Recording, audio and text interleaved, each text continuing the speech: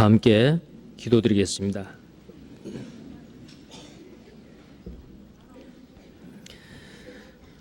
거룩하시고 자비로우신 하나님 아버지, 세세토록 찬송을 받기에 합당하시며 우리에게 은혜를 주시며 영원히 죽을 수밖에 없는 우리 죄인들을 사랑하셔서 독생자 예수 그리스도 이 땅에 보내주시고 마땅히 우리가 받아야 할 그 저주의 심판을 갈보리 십자가에서 한 방울 남기지 아니하고 그 거룩하신 보혈을 다 흘려주시며 우리의 죄를 정결케 하시고 우리를 죄 하나도 짓지 아니하는 의인으로 보아주시며 하나님의 자녀 삼아주신 은혜 참으로 감사를 드립니다. 이제 우리의 남은 생에 먹든지 마시든지 죽든지 살든지 무엇을 하든지 간에 하나님의 영광을 위해서 살 수 있도록 우리에게 은혜 위에 은혜를 더하시고 주님을 섬기는 데 부족함 없도록 영육간의 강건함으로 항상 채워주시며 고아와 같이 버리지 아니하시고 닭이 병아리를 품듯이 항상 우리를 보호하시고 눈동자같이 지켜주신 하나님 참으로 감사를 드립니다.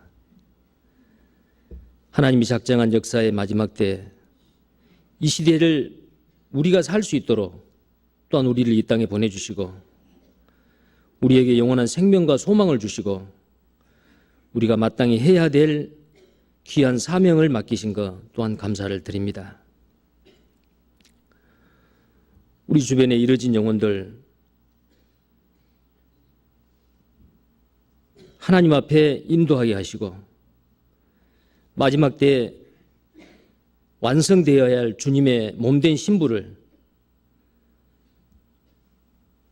우리의 기도와 또 주님의 도우심으로 이루어가게 하시고 몸된 교회를 섬기며 복음을 전하는데 부족함이 없도록 항상 우리에게 능력을 더해 주시고 인도해 주옵소서. 땅끝까지 이르러 복음을 전하라고 하신 주님의 지상 최대의 명령 우리가 능히 잘 감당할 수 있도록 하시고 우리에게 맡기신 그 모든 일들을 충성을 다하여 죽도록 충성을 다하여 우리의 갈 길을 다 갈 수 있도록 주님 도와주옵소서. 주님 앞에 가는 그날까지 선한 싸움을 싸우고 믿음을 지켜 주님 앞에 섰을 때 부끄러움 없이 칭찬과 존귀와 영광을 받기에 합당한 우리가 되게 해 주옵소서. 전 세계에 흩어져 있는 형제 자매님들, 해외에서 복음을 위해서 외롭게 고군분투하고 있는 복음 전도자들 하나님께서 항상 도와주시고 그곳에도 주님의 복음이 활발하게 전해질 수 있도록 함께해 주옵소서.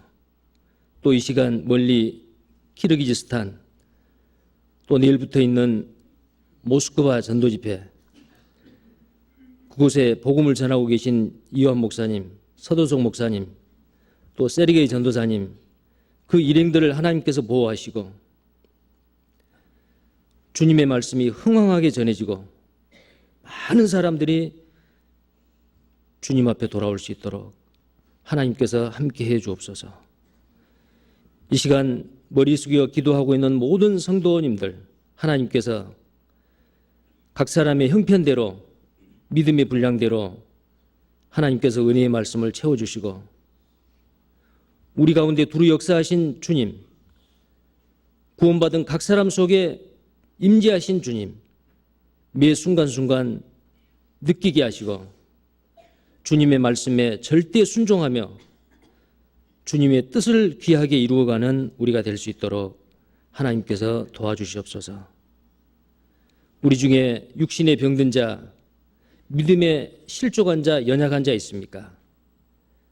말씀 가운데서 위로받게 하시고 치료받게 하셔서 저는 다리, 어그러진 다리를 일으켜 세우고 주님만을 바라보고 힘차게 걸어갈 수 있도록 또 매 순간순간 주님의 능력으로 죄를 이기고 주님이 우리에게 명하신 깨끗한 생활, 거룩한 생활, 주님의 성품을 날마다 닮아가는 생활을 할 수 있도록 하나님 함께해 주시옵소서. 이 시간 시종을 주님께서 주장하시고 온전히 주님의 거룩하신 그 모습만이 나타나게 해 주시옵소서. 예수 그리스도 이름 받들어 간절히 기도드리옵나이다. 아멘. 네, 교도가겠습니다.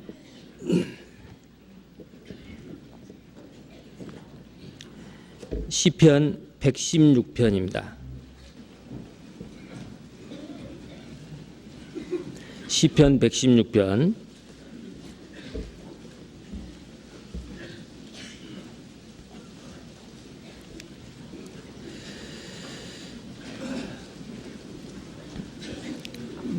네, 시편 116편을 교독하겠습니다. 마지막 19절은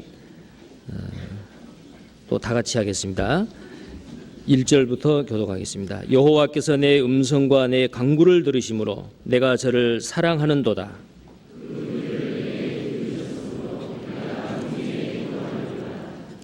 사망의 줄이 나를 두르고 음부의 고통이 내게 미치므로 내가 환난과 슬픔을 만났을 때에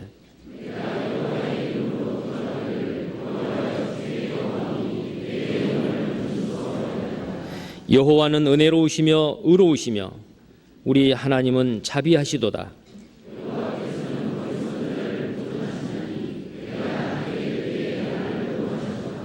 내 영혼아 내 평안함에 돌아갈지어다. 여호와께서 너를 후대하심이로다.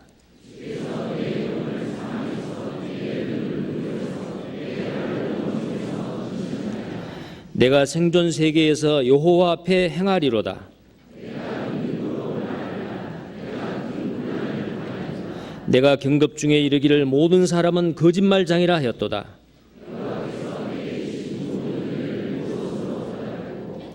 내가 구원의 잔을 들고 여호와의 이름을 부르며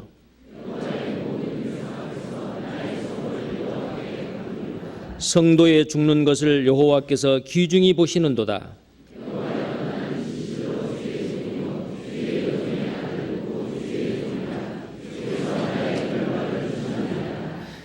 내가 주께 감사제를 드리고 여호와의 이름을 부르리이다.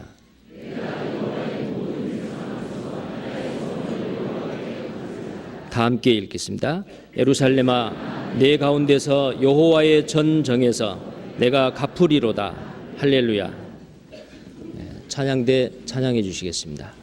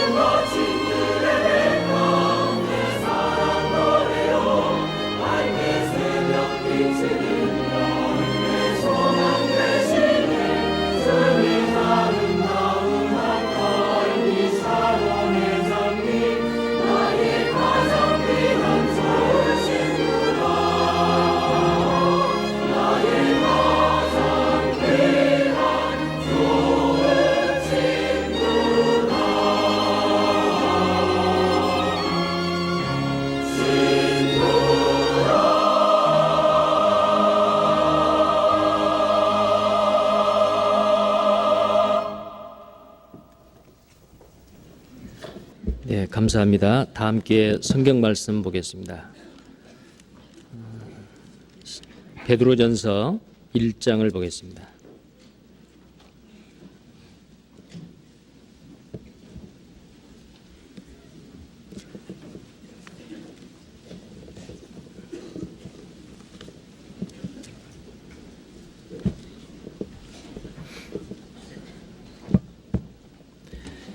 베드로전서 1장 13절부터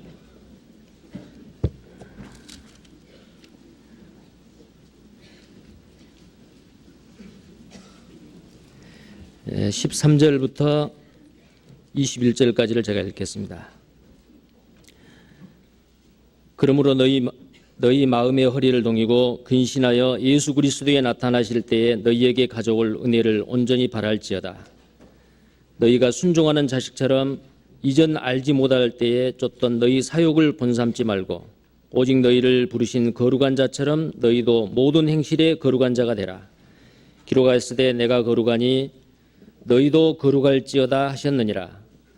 외모로 보시지 않고 각 사람의 행위대로 판단하시는 자를 너희가 아버지라 부른즉 너희의 나그네로 있을 때에 두려움으로 지내라. 너희가 알거니와 너희 조상의 유전한 망령된 행실에서 구속된 것은 은이나 금같이 없어질 것으로 한 것이 아니요 오직 흠없고 점없는 어린 양 같은 그리스도의 보배로운 피로 한 것이니라. 그는 창세 전부터 미리 알리신 바 된 자나 이 말세에 너희를 위하여 나타내신 바 되었으니 너희는 저를 죽은 자 가운데서 살리시고 영광을 주신 하나님을 그리스도로 말미암아 믿는 자니 너희 믿음과 소망이 하나님께 있게 하셨느니라. 21절까지를 봉독에 올렸습니다.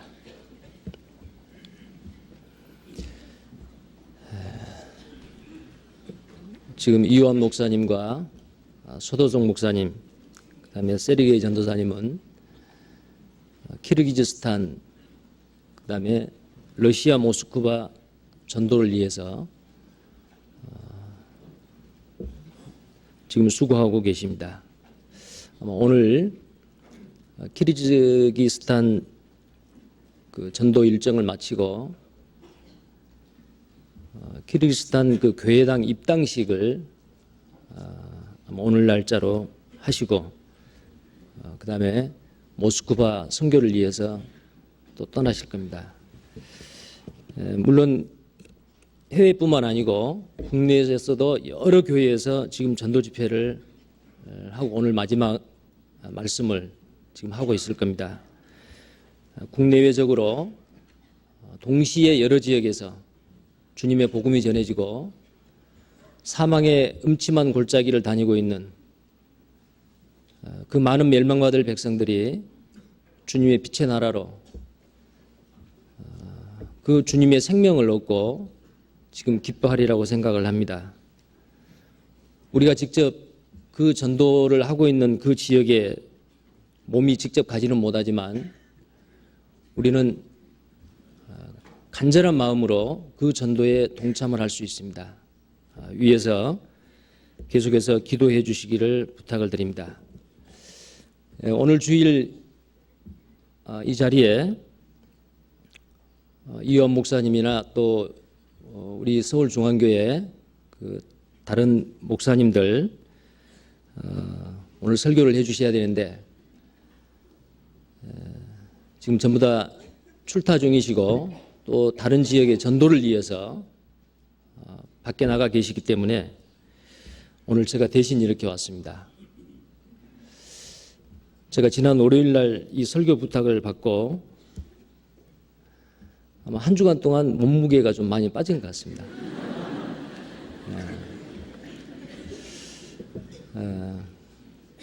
고민을 많이 했습니다.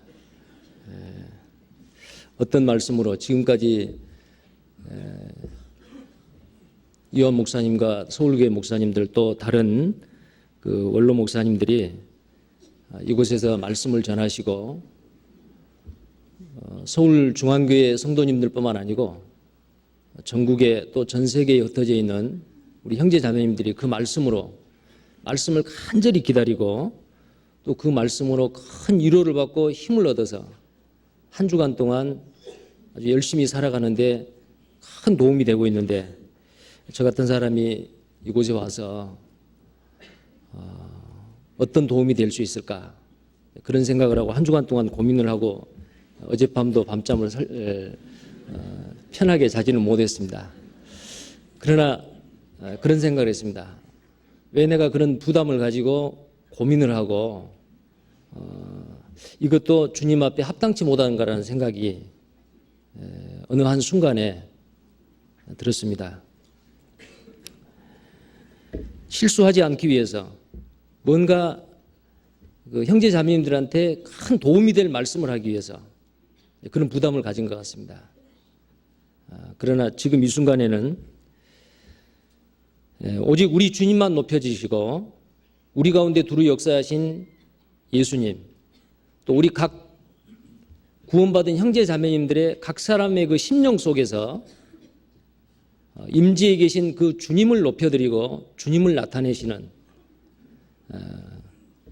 그 일이 바로 모든 형제 자매님들이 해야 될 일이고, 또 설교하는 사람이나 섬기는 어떤 부서에서 섬기는 사람이건 다 똑같이 주님의 영광만을 나타내는 그런 위치이다라고 생각을 하니까, 제가 혹시 실수를 하면은 오히려 주님이 더 영광을 받으실 거다라는 생각이 듭니다. 그래서 그런 기도하는 마음으로 지금 올라왔습니다. 이 시간에 참으로 우리 가운데 두루 역사하신 주님만이 우리 가운데 나타나시고 드러나실 수 있기를 기도하겠습니다. 오늘 읽었던 이 본문 말씀 베드로전서 1장 13절부터 21절까지의 말씀 가운데서 특히 오늘은 내가 거룩하니 너희도 거룩할지니라, 이 말씀의 주제를 가지고 교제를 나누고자 합니다. 하나님께서 우리를 구원하신 것은 자기 영광을 위해서 구원을 하셨습니다. 그리고 또 우리를 구원하신 것은 우리의 죄악을 다 소멸해 주시고 거룩하시고 온전하신 그 주님께서 그 높고 높은 보좌를 버리시고 낮고 천하고 냄새난 이 땅에 오셔서 우리의 모든 인류의 죄를 다 담당하시고 그 죄를 정결케 하시며 그 죄를 없애시러 오셨습니다. 그리고 그 구원받은 그리스도인이 이 땅에 사는 동안에 죄 없이 깨끗하게 정결하게 거룩하게 의롭게 살기를 원하십니다. 성경 말씀 가운데 하나님의 뜻이 많이 있습니다. 요한복음 6장 40절에 보면은 아버지의 뜻은 이것이니 아들을 보고 믿는 자마다 영생을 얻는 이것이라. 이 세상에 사람으로 태어난 모든 사람들은 십자가에서 죽으시고 부활하신 예수 그리스도, 그분을 알고 그분이 하셨던 그 모든 십자가 구속의 사건을 마음속에 받아들이고 인생의 구주로 영접하여 정말 구원받는 일, 지옥 갈 운명에서 천국 갈 운명으로 바꿔지는 일, 그것이 하나님의 첫 번째 온 인류를 향한 뜻입니다. 자, 그러면 구원받은 그리스도인에게 가지고 있는 하나님의 뜻은 무엇일 것 같습니까? 많이 있습니다. 그러나 오늘 드리고자 하는 이 말씀입니다. 거룩하라입니다. 하나님께서 우리를 구원하신 것은 우리를 거룩한 백성으로, 천국에서 영원히 죄 없는 거룩한 백성으로 함께 살 뿐만 아니고 이 땅에서도 죄 없이 의롭게 깨끗하게 살기를 원하신 것이 바로 하나님의 뜻입니다. 그래서 오늘 그 말씀 가운데 15절과 16절에 다시 한번 보겠습니다. 15절입니다. 오직 너희를 부르신 거룩한 자처럼 너희도 모든 행실에 거룩한 자가 되라. 우리를 부르신 자는 거룩하신 자입니다. 내가 거룩하니 너희도 거룩하라. 기록하였으되 16절입니다. 내가 거룩하니 너희도 거룩할지어다 하셨느니라.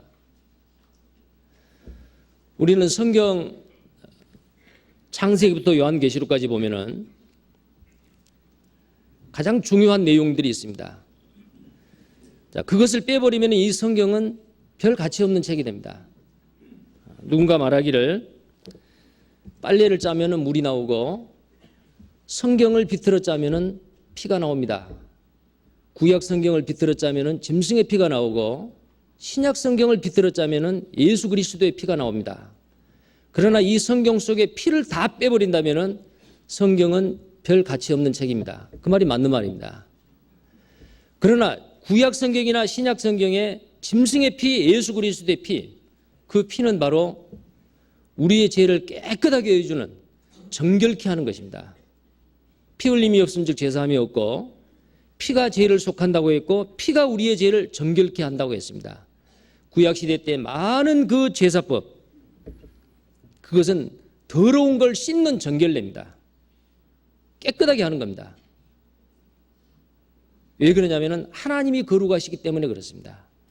그래서 성경에 많은 말씀 가운데 거룩하라, 거룩하라, 거룩하라는 것을 반복해서 말씀하고 있습니다. 오늘 읽었던 이 16절에 나와 있는 이 말씀은 레위기서에 있는 말씀을 인용을 한 겁니다. 레위기서에 거룩하라라는 명령이 5번이나 나옵니다.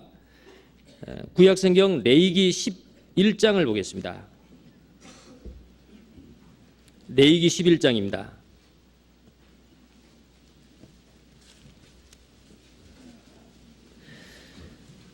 44절입니다. 44절, 45절 제가 읽겠습니다. 너는 여호와 너희 하나님이라. 내가 거룩하니 너희도 몸을 구별하여 거룩하게 하고 땅에 기는 바 기어다니는 것으로 인하여 스스로 더럽히지 말라.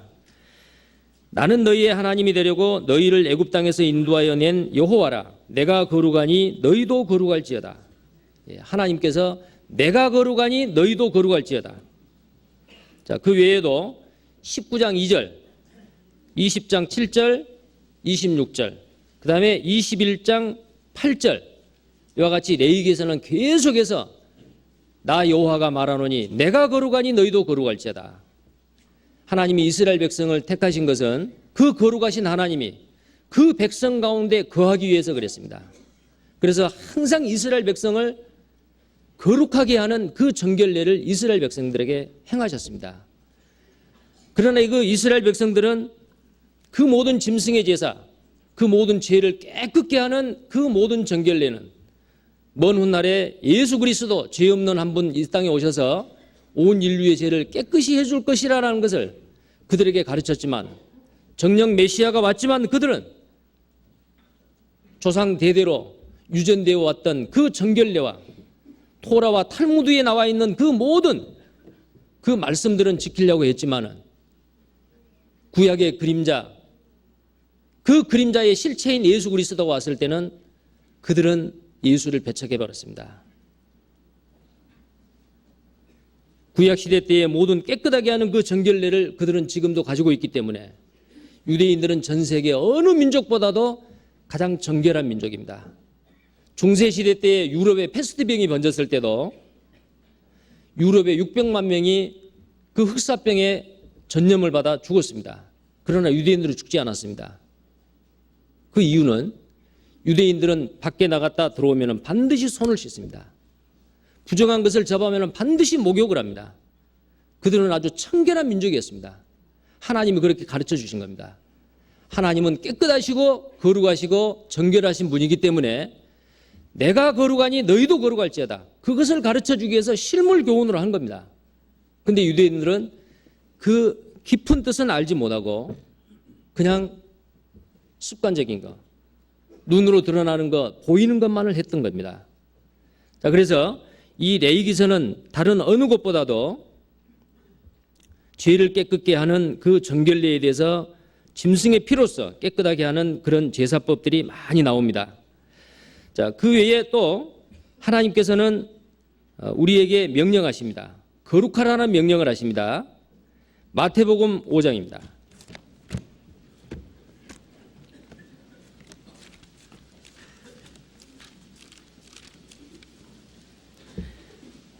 마태복음 5장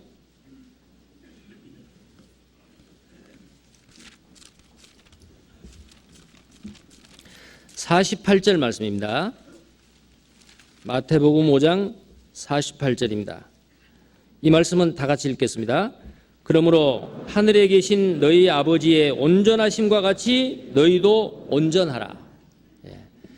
하늘에 계신 너희 아버지의 온전하심과 같이 너희도 온전하라. 여기서 이 온전하라는 건 뭡니까? 하나님은 거룩하신 분이요, 죄가 없으신 분입니다. 이 땅에 살고 있는 거듭난 그리스도인들, 하나님같이 온전해야 한다는 거예요. 자, 정말 우리는 온전합니까? 그 다음에 히브리서입니다. 히브리서 12장입니다.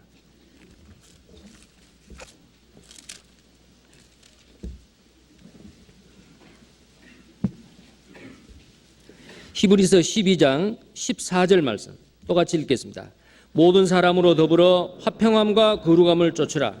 이것이 없이는 아무도 주를 보지 못하리라. 화평함과 거룩함을 쫓으라. 이 거룩함이 없이는 아무도 주를 보지 못하리라. 자, 어떻습니까? 참으로 거룩함을 쫓아서 살아왔습니까? 구원받은 그리스도인은 깨끗하게 살아야 됩니다. 그것이 바로 구원받은 그리스도인을 향한 하나님의 뜻입니다. 또 데살로니가 전서입니다. 데살로니가 전서 4장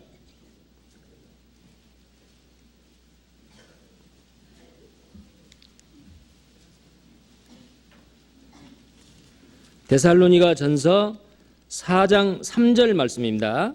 또 같이 읽겠습니다.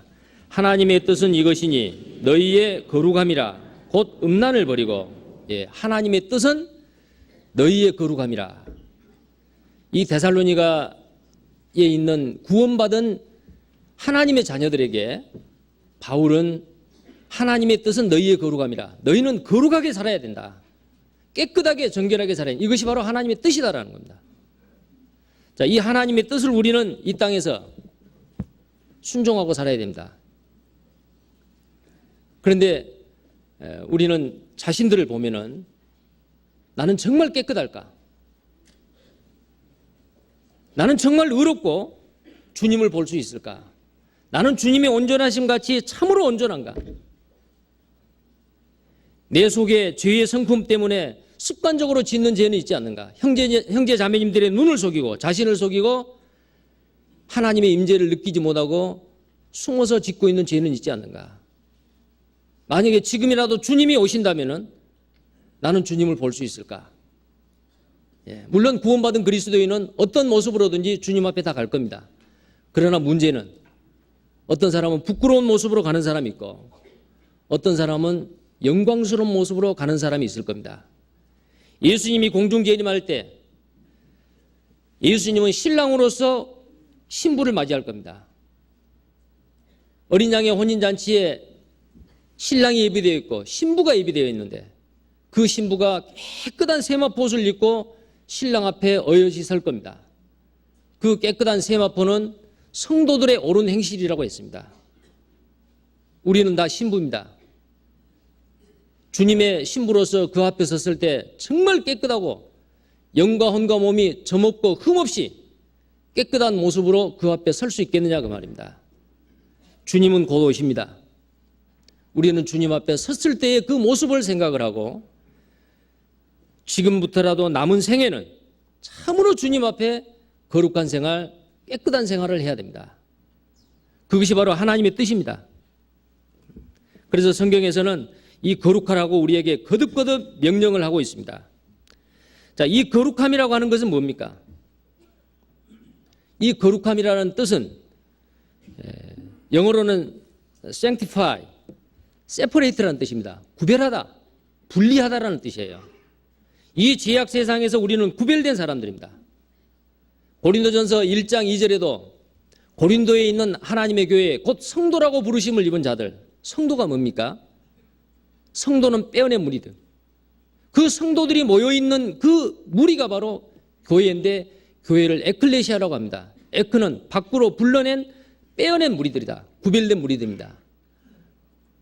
정말 우리는 구별된 생활, 분리된 생활을 해야 됩니다. 이것이 바로 거룩함의 의미입니다. 자, 그런데 이 거룩의 종류가 있습니다. 우리는 구원받을 때 예수님께서 한 번 죽으심으로 말미암아 우리가 거룩함을 얻었노라. 자, 거룩함을 얻었다라고 했죠. 자, 이 거룩의 종류에 대해서 한번 생각해 보겠습니다. 먼저 이 거룩함이라고 하는 것은 하나님이 거룩하시고, 자, 우리는 거룩함을 얻었는데 우리가 얻은 이 거룩함은 신분적인 거룩함입니다. 우리의 상태가 깨끗해진 게 아닙니다. 우리 속에는 아직도 죄를 지을 수 있는 죄의 속성, 아담의 그 기질적인 단점 다 가지고 있습니다. 죄를 지을 수 있는 가능성이 있습니다.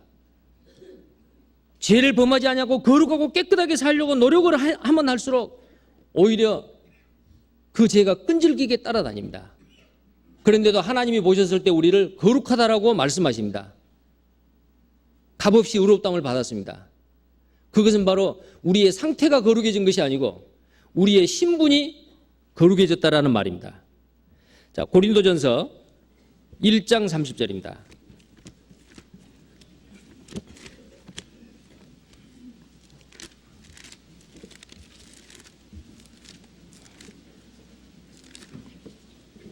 고린도전서 1장 30절입니다.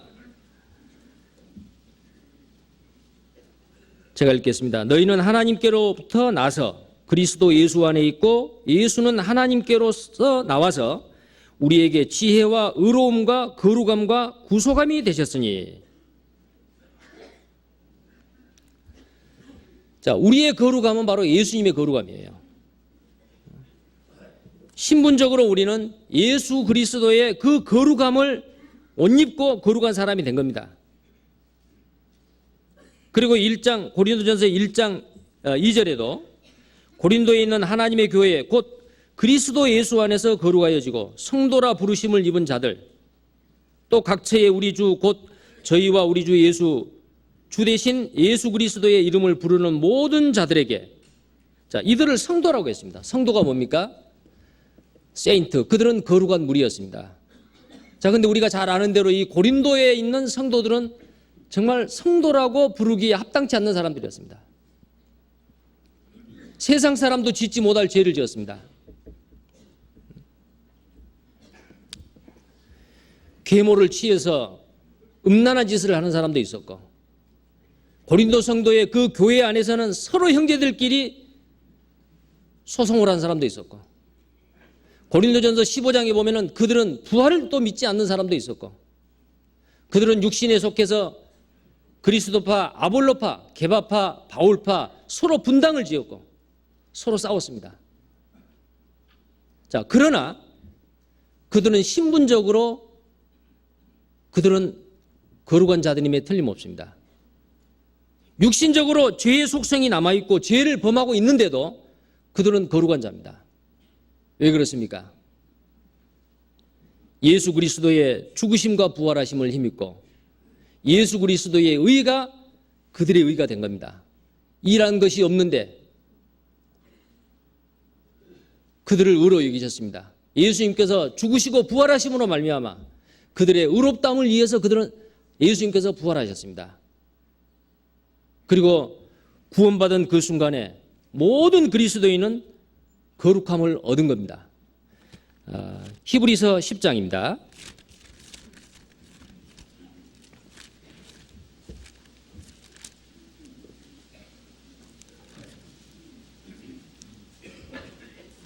히브리서 10장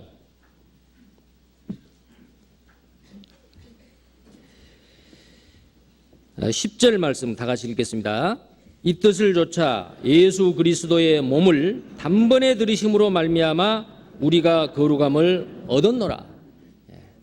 우리의 모든 죄를 예수님께서 담당하시고 우리의 모든 죄를 다 짊어지시고 다 가져가시고 우리의 죄를 다 없애주셨기 때문에 우리는 죄 하나도 짓지 않는 사람, 깨끗한 사람, 의로운 사람, 우리는 그 예수 그리스도의 의를 힘입고 우리는 거룩한 신분으로 바뀌어진 거예요. 이 세상에서 누가 율법을 지켜서 자기의 착한 행실로 하나님 앞에 갈 사람이 누가 있습니까? 율법의 행위로 말미암아 구원 얻을 사람이 우리 중에 누가 있습니까? 아무도 없습니다. 그 모든 우리의 노력과 수고와 그 선행은 다 무익한 겁니다. 우리는 오직 예수 그리스도의 의를 힘입고 거룩한 신분으로 우리는 바뀌어진 겁니다. 이보다 더 큰 은혜가 어디 있습니까? 주님이 우리를 그만큼 사랑하셨습니다. 우리는 어떤 모습으로 살든지 간에 예수 그리스도의 의로우심으로 거룩함을 입은 거룩한 신분을 얻은 사람은 지금 주님이 오신다고 하더라도 우리는 당당하게 주님 앞에 갈 수가 있습니다. 나같이 천하고 나같이 못난, 나같이 부족하고 더러운 이 죄인을 하나님께서 깨끗한 사람으로 삼아주시고 거룩된 자라고 불러주시니 이보다 더 큰 은혜가 어디 있습니까? 그래서 우리는 남은 생에 이 큰 은혜를 내가 무엇으로 보답할까? 그 은혜에 보답하는 것이 바로 우리의 신앙생활이죠. 자, 그래서 신분적인 거룩함에 대해서 말씀드렸습니다. 오늘 이 본문에서 말씀드린 이 거룩함은 신분적인 거룩함이 아니고 이제는 실제적인 거룩함, 점진적인 거룩함, 바로 구원받은 그리스도인이 주님 오시는 그날까지 이 땅에서 점점 주님의 성품을 닮아 성결하게 되어가는, 성화되어가는 그 과정, 우리가 지금까지 그것을 생활구원 또는 성품구원이라고 말씀을 배워왔습니다. 우리의 성품이 변화되는 거예요. 구원받는 순간에 우리의 죄성이 다 없어져 버리고 양쪽 어깨에다가 천사의 날개를 달고 죄 하나도 안 짓는 사람이 아닙니다. 죄를 지을 수 있는 죄성은 아직 남아 있습니다. 상태는, 신분은 거룩하게 됐지만 이 상태는 아직 거룩함을 이루지 못했어요. 그런데 이 죄성을 가지고 있는 우리의 상태가 주님 오시는 그날까지 점점 변화되어 가서 거룩한 모습, 주님의 온전한 모습으로 우리는 바뀌어져야 됩니다. 이것이 바로 우리의 상태적인 거룩함, 실제적인 거룩함이라고 말할 수 있습니다. 요한복음 17장 17절 말씀입니다.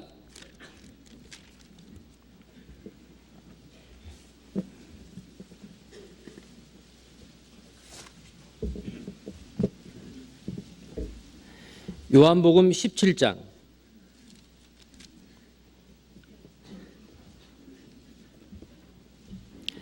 17절 말씀입니다. 저희를 진리로 거룩하게 하옵소서. 아버지의 말씀은 진리니이다. 에베소서 5장 26절에 보면은 물로 씻어 말씀으로 깨끗하게 하사 그랬어요. 구원받은 그리스도인이 이제 점점 거룩하게 되어 가지는 것은 진리의 말씀을 통해서요. 진리의 말씀을 통해서 내 옛 성품들이 차츰 없어지고 습관적으로 짓는 죄들을 버리고 이제는 주님의 성품에 참여하여서 점점 주님을 닮아가는 생활. 자, 이 성화되어가는 이 실제적인 거룩은 자기의 노력으로 되는 건 아닙니다. 그것도 또한 주님의 은혜예요. 로마서 1장 16절 17절에 보면 의인은 믿음으로 말미암아 살리라. 죄인도 믿음으로 말미암아 의롭다함을 받지만은 의인은 믿음으로 말미암아 살리라. 거룩하게 된 사람들 남은 생에도 주님의 은혜로 삽니다. 은혜 위에 은혜로라. 우리에게 생명을 주게 하시고 더 풍성히 얻게 하려 하심이라. 우리가 남은 생에 주님과 같이 점점 거룩하게 되어가는 것은 내 노력, 내 의지, 내 결단으로 되어지는 것이 아닙니다. 물론 주님에게 순종하고 살고자 하는 나의 동의가 있어야 됩니다. 하나님은 그것을 원하십니다. 그러나 완전히 내 의로 율법적인 생활로 되어지는 게 아니에요. 그 모든 것도 하나님의 은혜로, 하나님의 힘으로 되어지는 겁니다. 내가 점점 거룩하게 되는 것은 하나님의 능력입니다. 우리 속에 두루 행하시는 성령님, 우리 가운데 거하시는 그 성령, 예수 그리스도의 영이 우리를 점점 변화시켜 가는데 그게 바로 뭡니까? 성령님은 예수 그리스도를 우리에게 나타내시고 그 진리를 알게 하는 진리의 성령입니다. 그 진리의 성령이 우리 가운데 두루 역사하셔서 우리의 부정하고 더러운 것을 점점 물로 씻는 것 같이 깨끗하게 해가신다 그 말입니다. 이것이 바로 실제적인 거룩함이에요. 자, 그 다음에 또 세 번째 거룩함이 있는데 그건 완전한 거룩함입니다. 이 완전한 거룩함은 주님 오시는 그날 이루어집니다. 우리의 몸과 영과 혼이 주님 오시는 날 흠없이 그 앞에 서기를 원한다. 또 빌립보서 3장 21절에 우리의 낮은 몸을 자기 영광의 몸의 형체와 같이 병케 하시리라. 또 로마서 8장 23절에 몸의 구속을 기다린다. 그때는 우리의 죄성이 다 없어져 버립니다. 주님과 같은 영광스러운 모습, 죄를 지을 수 없는 몸으로 변화돼서 주님 앞에 가게 될 겁니다. 요한일서 3장 2절에도 마찬가지입니다. 그가 나타나시면 우리가 그와 같이 될 것을 안다 그랬어요. 그것이 바로 완전한 거룩입니다. 그러면 우리가 이 땅에서 우리에게 주어지는 그 과제는 뭐예요? 우리는 이미 신분적으로는 거룩함을 얻었습니다. 주님 앞에 가서 점없고 흠없이 완전한 거룩함을 이루는 것은 주님 오시는 그날 이루어집니다. 그러나 이 땅에서의 내가 거룩하니 너희도 거룩하라 라는 그 말씀은 바로 실제적으로 점진적으로 이루어지는 성화되어가는 삶입니다. 우리의 성품 구원, 생활 구원입니다. 그럼 우리는 어떻게 해야 됩니까? 하나님이 우리에게 이런 거룩을 명령하시고 거룩한 생활을 하고 깨끗한 생활을 하라는 그 이유가 뭘까요? 하나님이 거룩하셔요. 하나님은 눈이 정결하심으로 시편 5편 4절에 보면은 하나님은 죄악을 기뻐하는 신이 아니시니 악이 주와 함께 머무르지 못한다 그랬어요. 악이 주와 함께 유하지 못한다. 천국에는 죄가 없어요. 하나님이 죄가 없으시기 때문에 천국에서는 죄 없는 사람은 들어갈 수가 없습니다. 그곳에는 속된 것, 가증한 것, 모든 거짓말하는 자들은 그곳에 들어가지 못한다라고 요한계시록 22장에 말씀했습니다. 속된 것, 이 세상에 속된 것이 많습니다. 거짓된 것도 많습니다. 그러나 천국에는 거짓된 것, 속된 것, 세속적인 것은 하나도 들어가지 못합니다. 왜 그러냐면은 하나님은 죄악을 싫어하셔요. 그분이 죄가 없는 분이기 때문에 그렇습니다. 이사야 6장 3절에 보면은 여호와 하나님은 거룩하다, 거룩하다, 거룩하다 라고 말씀하셨습니다. 그분은 거룩하신 분입니다. 그리고 하박국 1장 13절에 보면은 여호와의 눈은 정결하심으로 차마 악을 보지 못한다고 했습니다. 우리의 눈은 죄도 보고 선도 봅니다. 깨끗한 것도 보고 지저분한 것도 볼 수 있습니다. 그러나 하나님은 더러운 것, 속된 것, 부정한 건 볼 수 없어요. 그렇기 때문에 천국에서 영원히 살 수 있는 이 땅에 살고 있는 거듭난 그리스도인에게 이 땅에서도 천국이 이루어지길 원합니다. 천국은 여기 있다 저기 있다 할 것이 아니요 내 속에 있느니라. 이 땅에 사는 동안 천국에서의 삶을 애역 연습하는 거예요. 우리는 죄 없는 삶 살아야 됩니다. 자, 그 다음에 우리가 왜 이 거룩한 생활을 해야 되느냐? 예수 그리스도에 대한 사랑입니다. 내 죄를 위해서 주님께서 그 모든 고난을 당하시고 십자가에서 죽기까지 하나님의 뜻에 복종하셨습니다. 우리 각자가 만약에 그 심판을 우리가 받는다면 어떻게 되겠습니까? 우리가 심판을 받는다 하더라도 그 죄값은 갚아지지 않습니다. 우리는 그 심판받고 지옥에 가서 영원히 고통을 받아야 됩니다. 왜냐하면 우리는 죄가 있는 몸이기 때문에 그렇습니다. 그러나 예수님은 죄가 없으신 거룩하신 몸이기 때문에 십자가에서 단번 죽으심으로 말미암아 우리의 모든 죄가 다 사해진 거예요. 자, 그거 생각하면은 얼마나 고마운 거예요. 우리는 그 사랑을 깨달은 겁니다. 그리스도의 사랑이 우리를 강권하시는도다. 한 사람이 모든 사람을 대신해 죽었은즉 모든 사람이 죽은 것이라. 나를 대신해서 주님께서 죽으셨습니다. 예수님께서 나의 죄를 위해서 죽으셨습니다.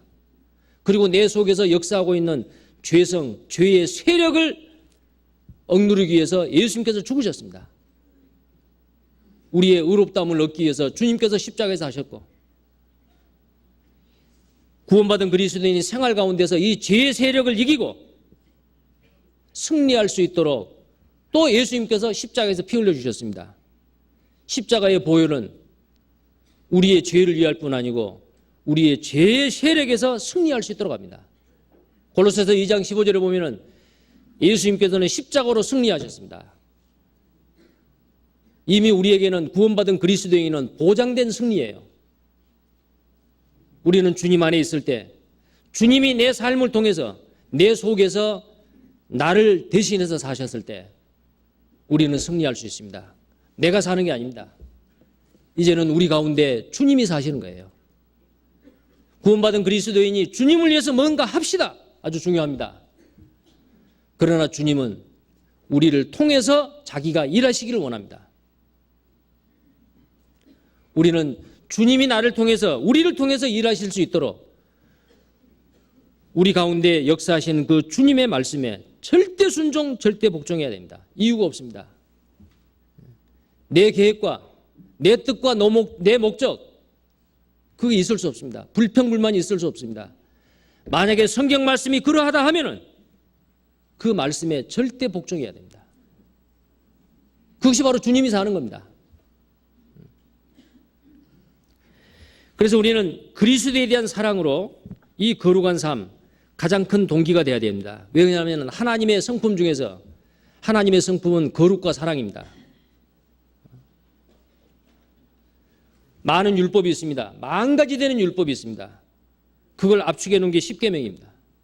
십계명을 2개로 압축할 수 있습니다. 내 마음과 목숨과 뜻과 정성을 다하여 주 너의 하나님을 사랑하라. 그 다음은 내 이웃을 내 몸과 같이 사랑하라. 이것이 모든 율법과 선지자의 강령이니라. 율법은 2가지로 나눌 수 있습니다. 위로는 하나님 사랑, 옆으로는 사람 사랑. 근데 그것을 딱 액기스로 압축할 수 있습니다. 사랑하랍니다. 요한복음 13장 34절 35절에 보면은 새 계명을 너희에게 주노니 서로 사랑하라. 로마서 13장에 보면은 사랑은 율법의 완성이니라 했어요. 우리가 거룩한 생활을 한다라고 하는 것은 사랑하면 됩니다. 그래서 이 거룩한 삶의 가장 첫 번째 동기는 바로 주님을 사랑하는 그 사랑의 마음입니다. 주님을 사랑하게 되면 죽어가는 영혼도 사랑하게 됩니다. 우리 안에서 피차 거두듯이 뜨겁게 형제자매를 사랑할 수 있습니다. 그 사랑의 실천을 하고 있으면 바로 우리는 거룩한 생활을 합니다. 우리가 잘 알고 있는 사랑장 고린도전서 13장을 아시죠? 사랑은 온유하며 사랑은 교만하지 아니하며 무례히 행치 아니하며 그게 뭐예요? 사랑은 온유하고 겸손하고 무례히 행치 아니한다. 악한 것을 생각지 아니한다. 모든 것을 참으며 모든 것을 견디며 모든 것을 바라느니라. 만약에 그것을 한다면 우리는 죄와는 점점 멀어지고 온전한 생활을 할 수 있는 겁니다. 근데 고린도전서 13장에 나와 있는 그 사랑장의 그 사랑을 거기다가 예수님을 집어넣으면은 예수님을 만약에 그 속에 넣어서 읽는다고 하면은 그건 틀림없습니다.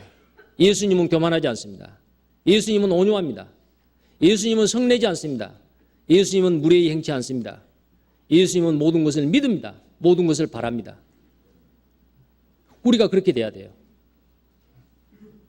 그 사랑이 우리 가운데서 이루어져야 됩니다.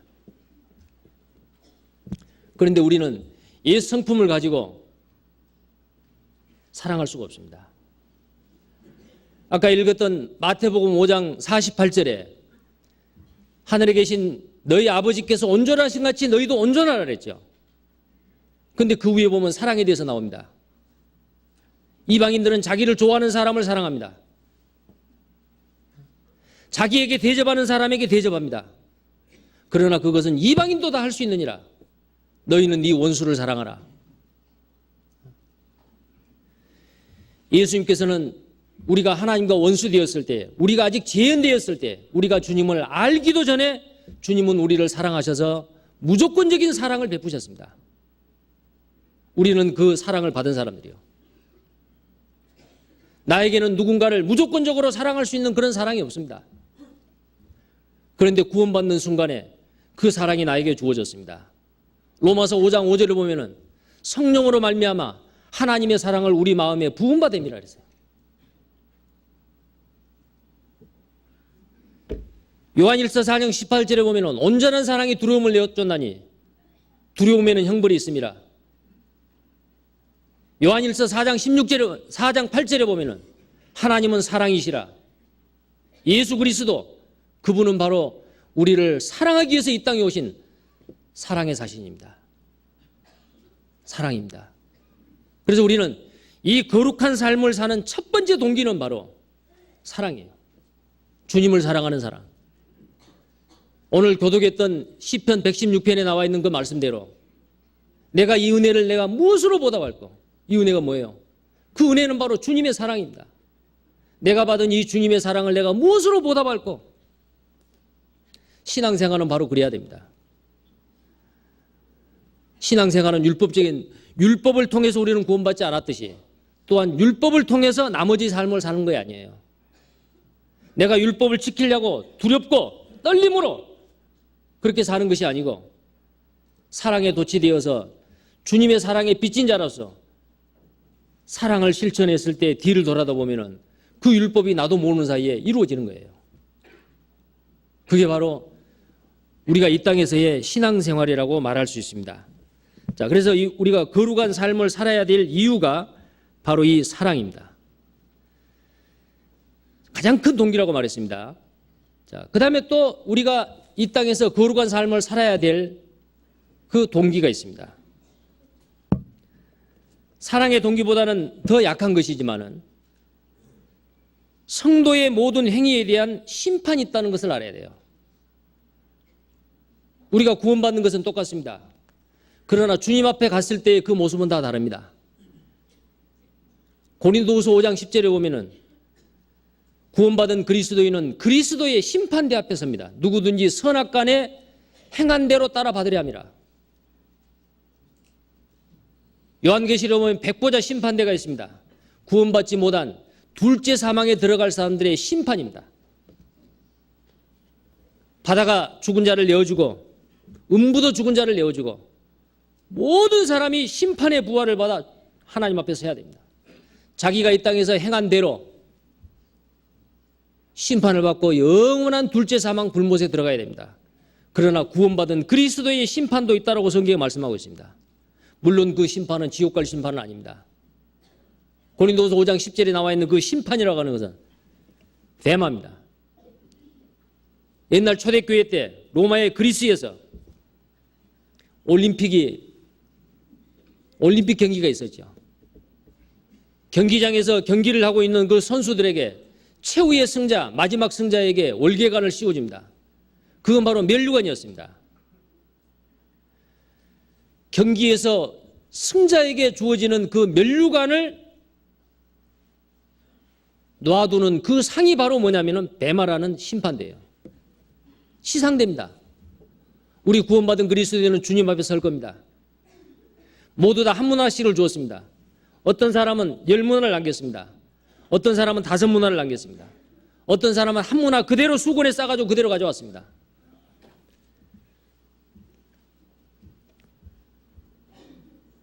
많이 남긴 자에게 착하고 충성된 종아, 네가 작은 일에 충성하였으니 내가 너에게 큰 것을 맡기겠다. 착하고 충성된 종이라고 칭찬했습니다. 한 문화 그대로 가지고 싸서 온 사람에게 악하고 게으른 종이라 그랬어요. 부끄러운 겁니다. 우리는 모두 다 한 문화씩을 받은 영혼의 구원을 받은 신분적인 거룩함을 얻은 사람들이에요. 그러나 구원받는 순간부터 주님 앞에 갔을 때까지 어떻게 살았느냐에 대해서는 주님 앞에 계산이 되는 겁니다. 그게 바로 그리스도의 심판대예요. 또 로마서 14장에 보면은 로마서 14장 10절에도 보면 그런 말씀이 있습니다. 반드시 심판이 있다는 겁니다. 너희가 형제를 판단하는도다. 어찌하여 내 형제를 판단하느냐? 어찌하여 내 형제를 업신여기느냐? 우리가 다 하나님의 심판대 앞에 서리라. 구원받은 로마의 성도들에게 하는 말입니다.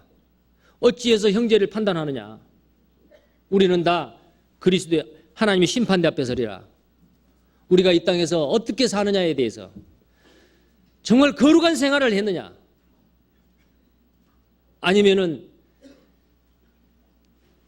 신분적으로는 거룩함을 얻었지만은 내 상태는 하나도 변하지 않고 거룩하게 살려고 마음은 먹고 있는데 실제로 행동은 따르지 않는다는 거예요.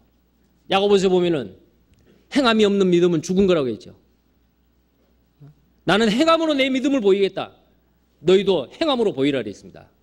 구원받은 그리스도인은 시간이 지나면 지날수록 주님의 성품을 닮아가 거룩한 자가 돼야 돼요. 거룩함이 없이는 주를 볼 수 없느니라고 했죠. 우리는 주님을 당당하게 영광스러운 모습으로 주님을 만날 수 있고 볼 수 있는 자가 돼야 됩니다. 왜 그렇습니까? 심판이 있다는 거예요.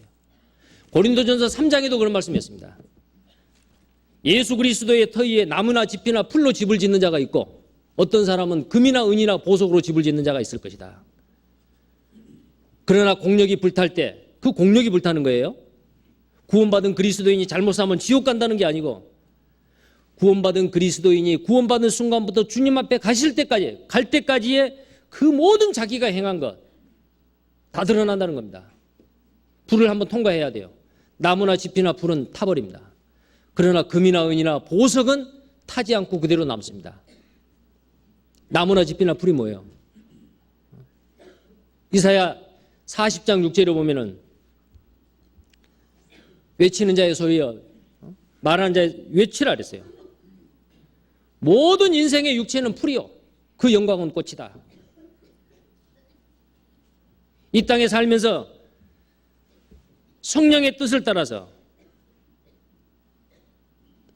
살지 아니하고 육신의 소욕대로 육신의 생각대로 사는 사람, 고린도에 나와 있는 그 고린도 성도들이 그랬어요. 너희가 단단한 음식을 먹어야 되는데 저주로나 먹을 자로 알고 육신에 속한 자로 생각하고 내가 말한다. 구원받는 연륜은 지났는데 아직도 깨끗이 못한 생활, 습관적이고 숨겨놓은 죄가 있는 사람, 정결하지 못한 사람, 거룩하지 못한 사람, 주님 앞에 섰을 때에 그 모든 것은 다 불타버릴 거예요. 그러나 금이나 은이나 보석, 금은 하나님의 영광입니다. 은은 예수 그리스도의 구속입니다. 보석은 바로 뭐예요? 구원받은 그리스도인의 성도예요. 구원받은 그리스도인에서 하나님을 경외하는 사람. 말라기서 3장에 보면은 여호와를 경외하는 자를 특별한 소유로 삼았다.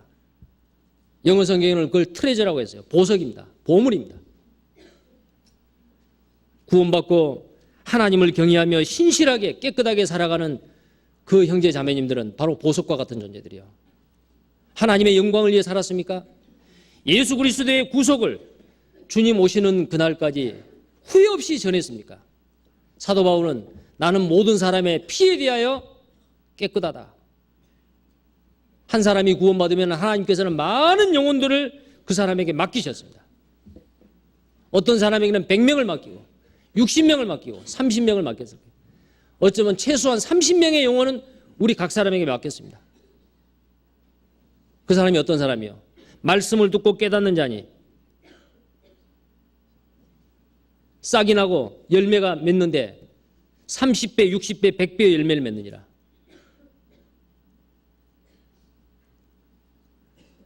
우리는 주님 오시는 그날까지 나에게 맡겨놓은 그 영혼들을 담대하게 주님 앞에 인도해야 됩니다. 그것이 바로 금과 은과 보석과 같은 그 공력입니다. 많은 사람을 옳은 대로 돌아오게 한 자는 별과 같이 영원토록 비추리라. 사도 바울은 빌립보 성도들에게 너희는 나의 기쁨이요 자랑의 면류관이라. 데살로니가 성도들한테도 너희는 나의 기쁨이요 자랑이라. 면류관입니다. 그래서 구원받은 그리스도인은 구원받는 건 다 똑같지만 주님 앞에 섰을 때의 그 모습은 다 다르다는 사실입니다. 그리스도의 심판대 앞에 서야 됩니다. 그것은 바로 상급입니다. 물론 그렇다고 우리가 두려워서 신앙생활을 하는 게 아니에요. 상급을 바라보고 지나간 그 모든 것은 다 잊어버리고 앞에서 부르신 부름의 상급을 향하여 예수 그리스도를 표대로 삼고 나는 쫓아가노라. 그런 신앙생활을 해야 됩니다. 그러기 위해서는 내가 어때요? 깨끗한 생활을 해야 돼요. 거룩한 생활을 해야 됩니다. 이 세상 사람들은 우리의 말을 듣기를 원치 않습니다. 세상 사람들은 교회 다니는 사람들 말 잘한다는 거 다 잘합니다. 우리를 통해서 예수 그리스도를 보기를 원합니다. 우리의 착한 행실, 의로운 행실을 통해서 예수 그리스도를 읽기를 원합니다. 우리는 그들에게 우리 속에 거하시는 예수님을 보여줘야 됩니다. 무엇으로 보여줘야 됩니까? 착한 행실, 거룩한 행실로 그들에게 보여줘야 됩니다. 그게 바로 가장 확실한 전도입니다.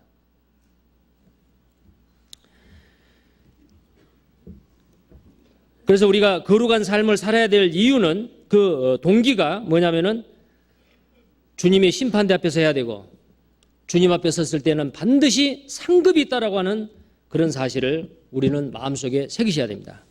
자, 그러면 어떻게 하면 우리가 이 거룩한 생활, 승리하는 생활, 주님의 뜻대로 살아야 됩니까? 너희의 거룩함이 하나님의 뜻이라고 했는데 어떻게 하면 이 하나님의 뜻대로 살 수 있습니까? 이 세상 사람들은 어떤 사람들은 교회 다니는 구원받은 그리스도인보다 더 깨끗하게 사는 사람도 있습니다. 서기관과 바리새인입니다. 마태복음 5장 20절에 보면은 너희 의가 서기관과 바리새인보다 더 낫지 않냐면 결단코 천국에 들어가지 못하리라. 그러나 그 서기관과 바리새인들에게 예수님은 말씀하셨습니다. 위선자들아, 독사의 새끼들아, 뱀의 자식들아, 그들의 위선을 책했습니다. 그런데 그들이 행한 그 의는 어떻습니까? 구원을 받기는 받았는데 거룩한 생활을 하지 못하고 아직도 죄악 가운데 옛 죄의 성품으로 육신에 속한 그리스도인들 비교가 안 됩니다. 서기관과 바리새인들은 소득의 11조는 반드시 바쳤습니다. 그걸 떼먹는 것은 하나님의 것을 도적질한다고 생각했습니다. 말라기서도 그랬습니다. 너희가 내 것을 도적질한다. 우리는 도적질한 적 없습니다. 성물과 11조라. 그래서 서기관과 바리새인들은 채소나 곡식이나 근채나 그 모든 것에 11조는 아주 정확하게 그들은 드렸어요. 그리고 그들은 일주일에 2번 금식했습니다. 그냥 음식만 안 먹는 게 아니에요. 금식하면서 기도했습니다. 우리는 바리새인만큼 기도합니까? 바리새인들만큼 철저하게 온전한 11조를 드립니까? 그리고 613가지의 성문율법을 그들은 하나도 남김없이 지키려고 노력했습니다. 구원받은 그리스도인, 옛날 서기관과 바리새인만큼만 흉내를 낸다면 정말 그 사람은 형제 자매님들을 통해서 신실한 사람이라고 평가를 받을 겁니다. 그런데 예수님께서는 너희 의가, 너희의 거룩한 생활이 서기관과 바리새인보다 더 낫지 않냐면 결단코 천국에 들어가지 못한다. 물론 그 말씀은 우리가 이 땅에서 아무리 깨끗하고 의롭게 살아도 예수 그리스도의 의를 따라갈 수 없다라는 그 내용, 그 말씀도 됩니다. 그러나 우리 의가 구원받지 않는 이 세상의 종교인들이라든지 종교가 없는 이 세상 사람들의 의로운 사람들, 스스로 의롭다고 하는 사람들, 그 사람들보다 도덕과 윤리적인 수준이 더 만약에 낮다라면 그 문제가 있는 거 아닙니까? 교회 안 다니는 사람들 중에서도 법 없이 사는 사람이 있습니다. 그런데 구원받는 그리스도인이 법을 어긴다. 다른 사람에게 피해를 주고 무리한 행동을 하고 이건 뭔가 잘못되지 않았습니까? 만약에 그런 분이 있다면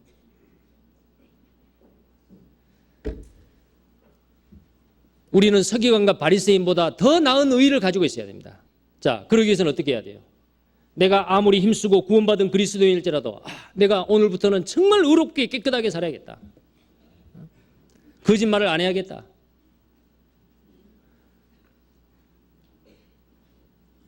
내 속에 있는 그 기질적인 단점인 쉽게 화를 내는 것, 이것도 좀 참아야겠다. 다른 사람을 미워하고 시기하고 질투하는 것, 이것도 좀 참아야겠다. 모든 사람에게 기질적인 단점이 다 있어요. 아담이 범죄한 이후에 아담의 그 피 속에는 우리 속에 그 기질적인 단점, 죄성이 다 들어있습니다. 죄의 성품이 다 들어있어요. 이 세상에 완전한 사람은 없습니다. 자기 자신에게 만족한 사람은 또 없을 거예요. 나는 괜찮은 사람이다. 성격도 좋고 기질도 좋고 나는 괜찮은 사람이라고 생각하는 사람 있습니까? 항상 자기에 대해서 이래서는 안 되는데 항상 부족하다고 느낄 거예요. 그래서 구원받은 그리스도인이라 하더라도 내가 아무리 의롭고 착하게 거룩하게 깨끗하게 살려고 하더라도 예수 그리스도의 그 의로움, 예수 그리스도의 그 거룩한 만큼 따라가지 못하는 거예요. 내가 열심히 수고하고 노력을 했는데 또 실패를 했습니다. 만약에 내가 만족한다 할지라도 내가 한 그것은 바로 자기의의가 되어버립니다. 자기의의가 되어버려요. 그럼 우리는 어떻게 살아야 돼요? 우리가 어떻게 이 거룩한 생활을 해야 되느냐 그 말입니다. 우리 속에 두루 역사하신 주님이 우리를 통해서 일하도록 해야 되고 죄 없으신 주님이 내 속에서 나를 통해서 일하도록 해야 됩니다. 그게 바로 뭡니까? 성령 충만한 생활이요. 성령 충만한 생활. 에베소서 5장 18절에 보면은 술 취하지 말라. 이는 방탕한 것이니 성령의 충만함을 받으라. 우리는 구원받는 순간에 누구든지 다 성령 세례를 받았고 성령이 내주하셨습니다. 성령이 우리 속에 다 오셨어요. 한 번 내주하신 그 성령님께서는 떠나지 않습니다. 그러나 성령 충만은 어떤 단회적으로 끝나는 게 아니에요. 성령 충만한 생활은 우리의 목표가 아닙니다. 우리의 삶의 과정이에요. 매 순간순간 우리는 성령 충만한 생활을 해야 됩니다. 그 성령 충만이 뭐겠어요? 구원받은 그리스도인으로서 가장 지극히 정상적인 생활. 로마서 7장에 보면은 사도 바울은 구원받고 나서 거룩하게 깨끗하게 살려고 노력을 했습니다. 그런데 이상하게 내 마음 속에서는 주님의 말씀대로 순종하여 살고자 하는 마음이 있는가 하면 내 육신 가운데서는 죄를 짓고자 하는 또 마음이 있어요. 죄를 짓고자 하는 법이 있어요. 그것을 법이라고 이야기했어요. 죄와 사망의 법. 자꾸 내 속에서 이 죄의 성품이 죄를 짓고자 하는 경향으로 끌려가는 거예요. 죄와 사망의 법. 또 다른 한 법이 있는데 내 마음의 법은, 내 속사람 내 마음의 법은 주님의 뜻에 순종하고 말씀에 절대 복종하고 순종하고 살고자 하는 거예요. 이 두 법이 내 속에서 싸우는 겁니다. 그 법을 생명의 성령의 법이라고 했습니다. 법이 뭡니까? 이 법이라고 하는 것은 바로 힘입니다. 물체를 올려놓으면 밑으로 떨어집니다. 왜 떨어집니까? 지구의 중력의 법칙이 있어서 그렇습니다. 지구의 중력의 법칙이요. 지구가 정확한 궤도로 자전과 공전을 계속합니다. 태양에서 끌어다니는 모든 우주 전체의 만유 인력에 있어서 그렇습니다. 그 법입니다. 하나님이 정해놓으신 자연 법칙이에요. 그건 바로 힘입니다. 지구에서 끌어다니는 이 중력의 힘, 내 속에 그 두 개의 힘이 싸우는 거예요. 죄를 짓고자 하는 힘이 있고 죄를 짓지 아니하고 선을 행하고자 하는 이 두 힘이 있는데 이 두 법이 힘겨루기를 하는 거예요. 사도 바울은 그걸 탄식했습니다. 내가 원하고자 하는 선은 행치 아니하고 오히려 악을 행하는도다. 오라, 이 사망의 몸에서 누가 나를 건져내랴. 탄식을 했습니다. 그러다가 로마서 8장 1절에 와서 누구든지 그리스도 안에 있는 자는 결코 정죄함이 없나니. 그리스도 안에 있는 자는 결코 정죄함이 없다. 그랬습니다. 그 무슨 말이에요? 그리스도 안이 어디예요? 요한복음 15장에 보면 포도나무 비유를 말씀하셨습니다. 나는 나무요 너희는 가지니 포도나무 가지가 나무에 붙어있으면 절로 가시를 맺는다 그랬어요. 에베소서나 골로새서에 보면 예수님은 교회의 머리라고 했습니다. 우리는 바로 그 몸이고 그 몸에 붙어있는 각 지체들입니다. 주님의 몸, 주님의 신부. 근데 그 주님의 신부의 머리가 바로 예수님이에요. 그 머리가 어디 계세요? 예수님의 머리는 각 사람 개인에게 있는 것이 아닙니다. 예수님께서 유대 땅에서 33년의 생애 가운데 이런 말씀을 하셨습니다. 여우도 굴이 있고 공중에 새도 거처가 있으나 인자는 머리 둘 곳이 없다. 인자는 머리 둘 곳이 없다 그랬어요. 그리고 두세 사람이 내 이름으로 모이는 곳에 내가 항상 함께 하겠다 그랬어요. 예수님이 이 땅에 거하셨을 때는 주님이 머리로 계시고 우리가 몸으로 있는 이 주님의 몸된 교회가 없었습니다. 오순절 이후에 교회가 탄생한 거예요. 주님이 가실 때 내가 가면 보혜사 성령을 너희에게 보내주겠다. 보혜사 성령이 오순절날 임하심으로 주님의 몸된 교회가 이루어졌는데 구원받은 그리스도인의 그 두세 사람의 그 무리 가운데 예수님이 머리로 계시고 나머지는 전부 다 이 몸의 지체로서 몸을 이루고 있습니다. 그 주님의 몸이 다 완성이 되면은 주님은 오실 겁니다. 근데 그 몸이 아직 안 이루어졌어요. 이루어져 가고 있는 과정입니다. 그래서 누구든지 예수 그리스도 안에 있는 자라라고 하는 것은 뭐예요? 그 몸에 있는 거예요. 몸에. 잘 아시는 대로 신앙생활의 비결은 뭡니까? 그 안에 있는 거예요. 내 믿음을 지킨다는 것도 바로 그 몸 안에 있는 겁니다.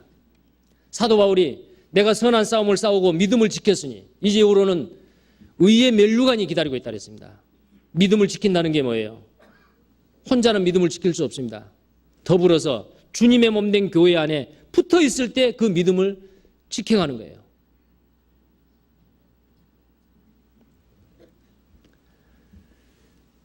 그래서 우리는 성령 충만한 생활이라고 하는 건 뭐냐면 내가 있을 곳에 있는 겁니다.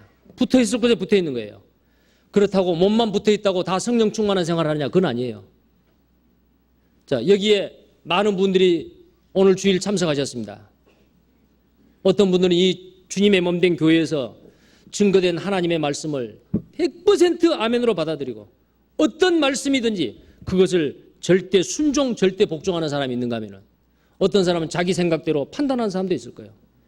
내 마음에 맞는 것은 순종하고 내 마음과 내 생각과 내 계획에 맞지 않는 것은 내 경험과 맞지 않는 것은 마음속에 불편과 불만을 가지고 하나님의 말씀을 취사 선택 선별해서 순종하는 것.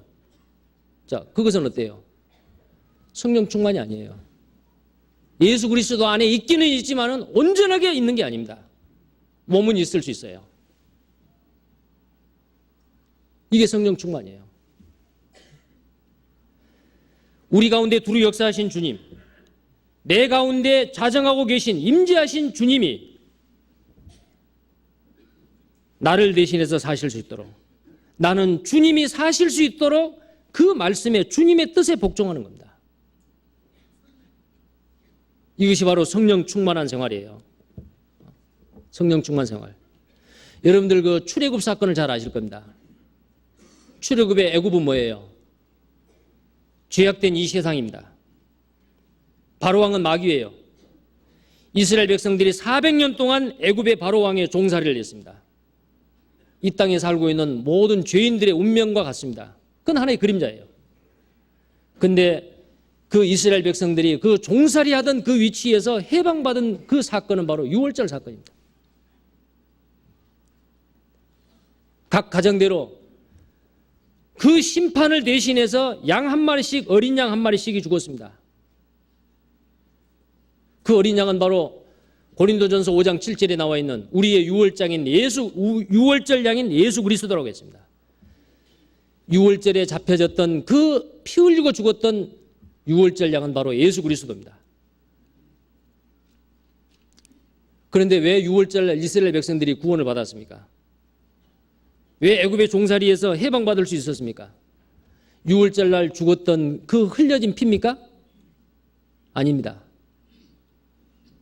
이스라엘 백성들 각 가정마다 인수대로 양이 정확하게 다 잡아졌습니다. 피 흘려서 그릇에 받았습니다. 그러나 그때 죽은 피 흘린 그 양, 그것 때문에 그들은 구원받는 게 아니에요. 무엇 때문에 구원받았습니까?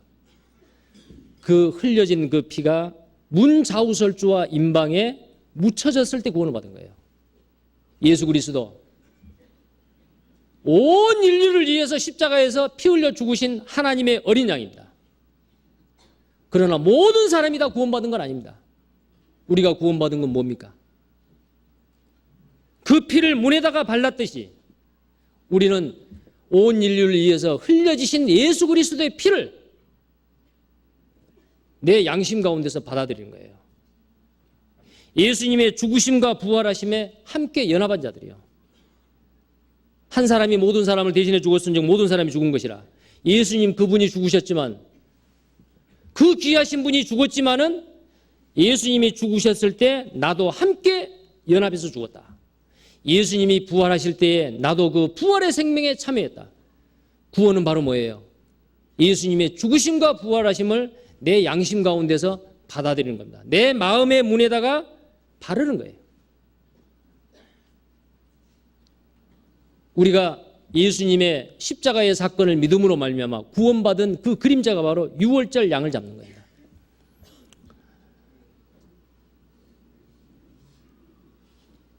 유월절 양은 바로 이스라엘 백성들의 죄를 위해서 이스라엘 백성의 장자가 죽어야 될 것을 대신해서 죽은 겁니다.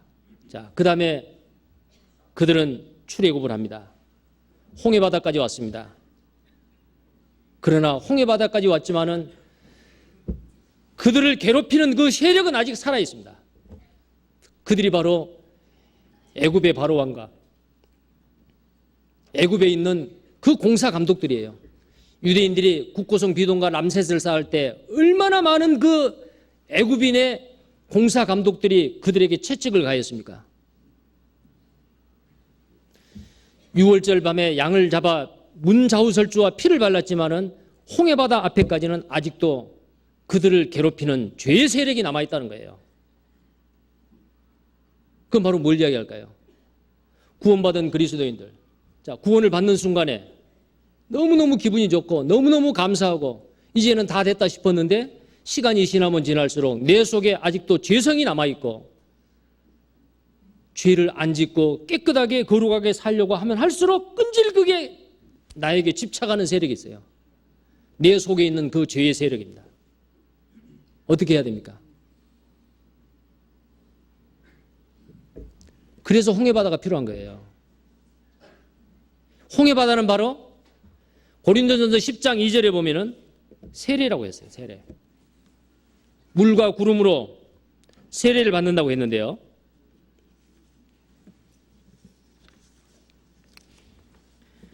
모세에게 속하여 다 구름과 바다에서 세례를 받고 그랬습니다.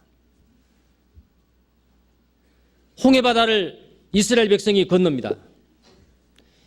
애굽의 그 세력이 다시 따라 들어갑니다. 이스라엘 백성들은 다 지나갔습니다. 하나님께서 바람을 멈추게 하셔서 홍해바다에 바로 왕과 그의 모든 그 세력들을 다 수장시켜버립니다. 죄의 세력을 매장시켜버린 거예요. 이게 분명히 고린도전서 10장 2절을 보겠습니다.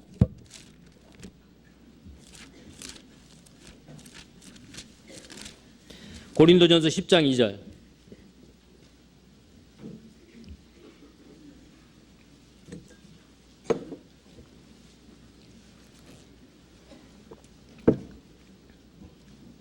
같이 읽겠습니다. 모세에게 속하여 다 구름과 바다에서 세례를 받고. 예. 이스라엘 백성들이 홍해바다를 건너는 사건을 지금 이렇게 이야기하고 있습니다. 전에 기록한 것은 모두 다 우리를 교훈하기 위하며 전에 기록한 모든 것은 우리에게 경계가 된다라고 말씀을 하셨는데 홍해바다를 건너고 애굽의 그 모든 세력이 묻혀지는 그것은 뭘 이야기해요? 나를 끈질기게 괴롭힐 수 있는 죄의 세력. 이 홍해바다에서 매장이 된 겁니다. 그런데 이스라엘 백성들은 홍해바다를 건너왔습니다. 아마 만약에 이스라엘 백성들 중에서 나를 괴롭혔던 그 애굽의 그 공사감독 아주 지긋지긋한 그 사람 어떻게 됐는가 보자. 자기를 잡으러 따라왔던 그 군인들, 자기들을 괴롭혔던 그 애굽 사람들 만약에 홍해바다에 가서 확인할 수도 있었을 거예요. 저 사람은 우리 감독이다. 저 사람은 우리 감독이고 죽었다. 이제는 우리를 괴롭힐 수 있는 그 세력은 이제 끝장났다. 그렇게 했겠죠. 그러다 이스라엘 백성이 이제 광야를 갑니다. 광야를 가다가 마라의 쓴물을 만나요. 물을 마실 수 없어요. 그들은 또 불평불만했습니다. 가지를 끊어가지고 거기다 나뭇가지를 끊어서 집어던지니까 쓴물이 단물로 된 거예요. 자, 이것은 뭘 이야기합니까? 구원받고 난 다음에 우리의 죄의 세력이 홍해바다에서 죽었다라고 하는 것은 로마서 6장에 보시면요. 로마서 6장을 보겠습니다.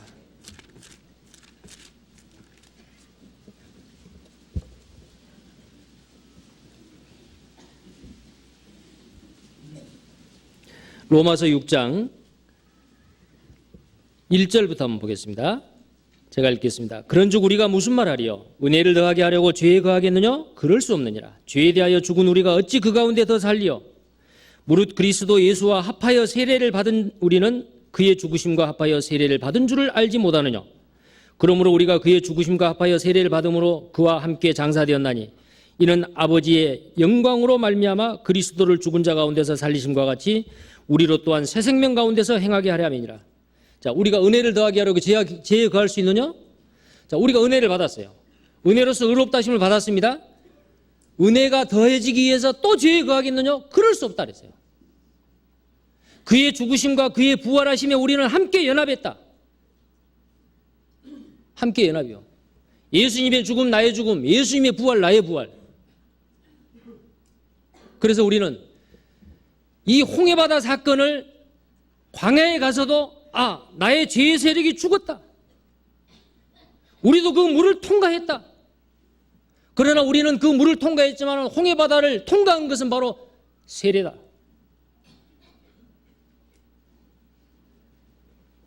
애굽의 세력이 다 죽었지만 우리도 물을 통과할 때 나도 죽었다 이 말이에요. 그리고 나는 그 홍해바다를 지나와서 나는 이제 하나님의 은혜, 하나님의 생명, 부활의 생명에 참여했다. 그걸 그림자로 보여주는 거거든요. 그래서 나는 죽었다라는 것을 항상 인정을 해야 돼요. 나는 십자가에서 예수 그리스도와 함께 십자가에 못 박혔다. 나는 죽었다. 그래서 사도 바울은 이런 말씀을 했습니다. 11절에 보면은 11절입니다. 6장 11절. 6장 11절 다 같이 읽겠습니다. 이와 같이 너희도 너희 자신을 죄에 대하여는 죽은 자요 그리스도 예수 안에서 하나님을 대하여는 산 자로 여길지어다. 예수 그리스도 너희 자신을 죄에 대하여는 죽었다. 십자가에서 예수님이 죽었을 때 나도 함께 죽었다고 말이에요. 그리스도 예수 안에서 하나님을 대하여는 살았다. 근데 그것을 여기라 그랬어요. 나는 죽었어. 나는 부활의 생명에 참여했어. 내가 지금 살아서 하는 것은 바로 하나님의 의에 대해서 하나님께 대해서 하는 거고 내가 죽는 것은 죄에 대해서 죽어서 날마다 매 순간마다 내가 죽고 부활의 생명에 참여했다는 것을 여겨야 돼요. 그 여긴다는 게 뭐예요? 날마다 나를 죽이는 생활이요. 사도 바울이 나는 나의 연약함을 자랑하노라 그랬고 고린도전서 15장 31절에 보면 뭐라고 되냐면은 내가 자랑할 것이 하나 있다 그랬어요. 사도 바울이 자랑할 게 뭐예요? 8일 만에 할례를 받았고 베냐민의 집하고 베냐민 지파이고 가말리엘 문화에서 모든 학문을 다 섭렵했고 율법에는 흠이 없는 자였고 하나님을 믿는 열심히 대단했던 사람. 자랑할 거 많았어요. 그러나 나중에 그 모든 것을 다 배설물로 여긴다. 예수 그리스도를 아는 지식이 가장 고상함을 인함이라. 그런데 사도 바울이 자랑한 게 하나 있다 그랬어요.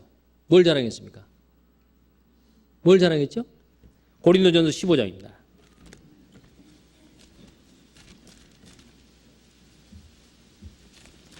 고린도전서 15장 31절 말씀입니다. 다 같이 읽겠습니다. 형제들아 내가 그리스도 예수 우리 주 안에서 가진 바 너희에게 대한 나의 자랑을 두고 단언하노니 나는 날마다 죽노라. 뭘 자랑한다고요? 나는 날마다 죽노라. 자, 어떤 사람이 이렇게 이야기해요. 로마서 7장에서 8장으로 넘어가는데 자기가 한번 죽는 경험을 해야 된다. 그러면 그것을 넘어가면은 이제는 죄를 안 짓는다. 그건 이론입니다.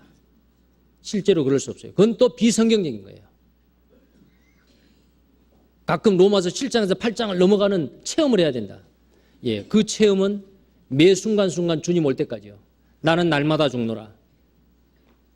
주님과 함께 죽었고 부활했다라는 것을 날마다 순간마다 여기고 날마다 나를 죽여가는 생활, 날마다 죽는 생활. 내가 살아있으면 어때요? 교회에서 어떤 일이 일어납니다. 내가 살아있으면 판단해요. 저건 내 뜻과 달라, 내 생각과 달라. 저러면 안 되지. 세상에 저럴 수가 있어? 그건 뭐예요? 내가 살아있는 거예요. 그러나 내가 비록 이해가 안 되더라도 하나님께서는 이 교회를 통해서 구원받는 역사가 일어나고 전 세계적으로 활발하게, 만약에 교회가 하나님의 교회이고 살아있는 교회라고 한다면 구원받는 역사가 일어나야 돼요.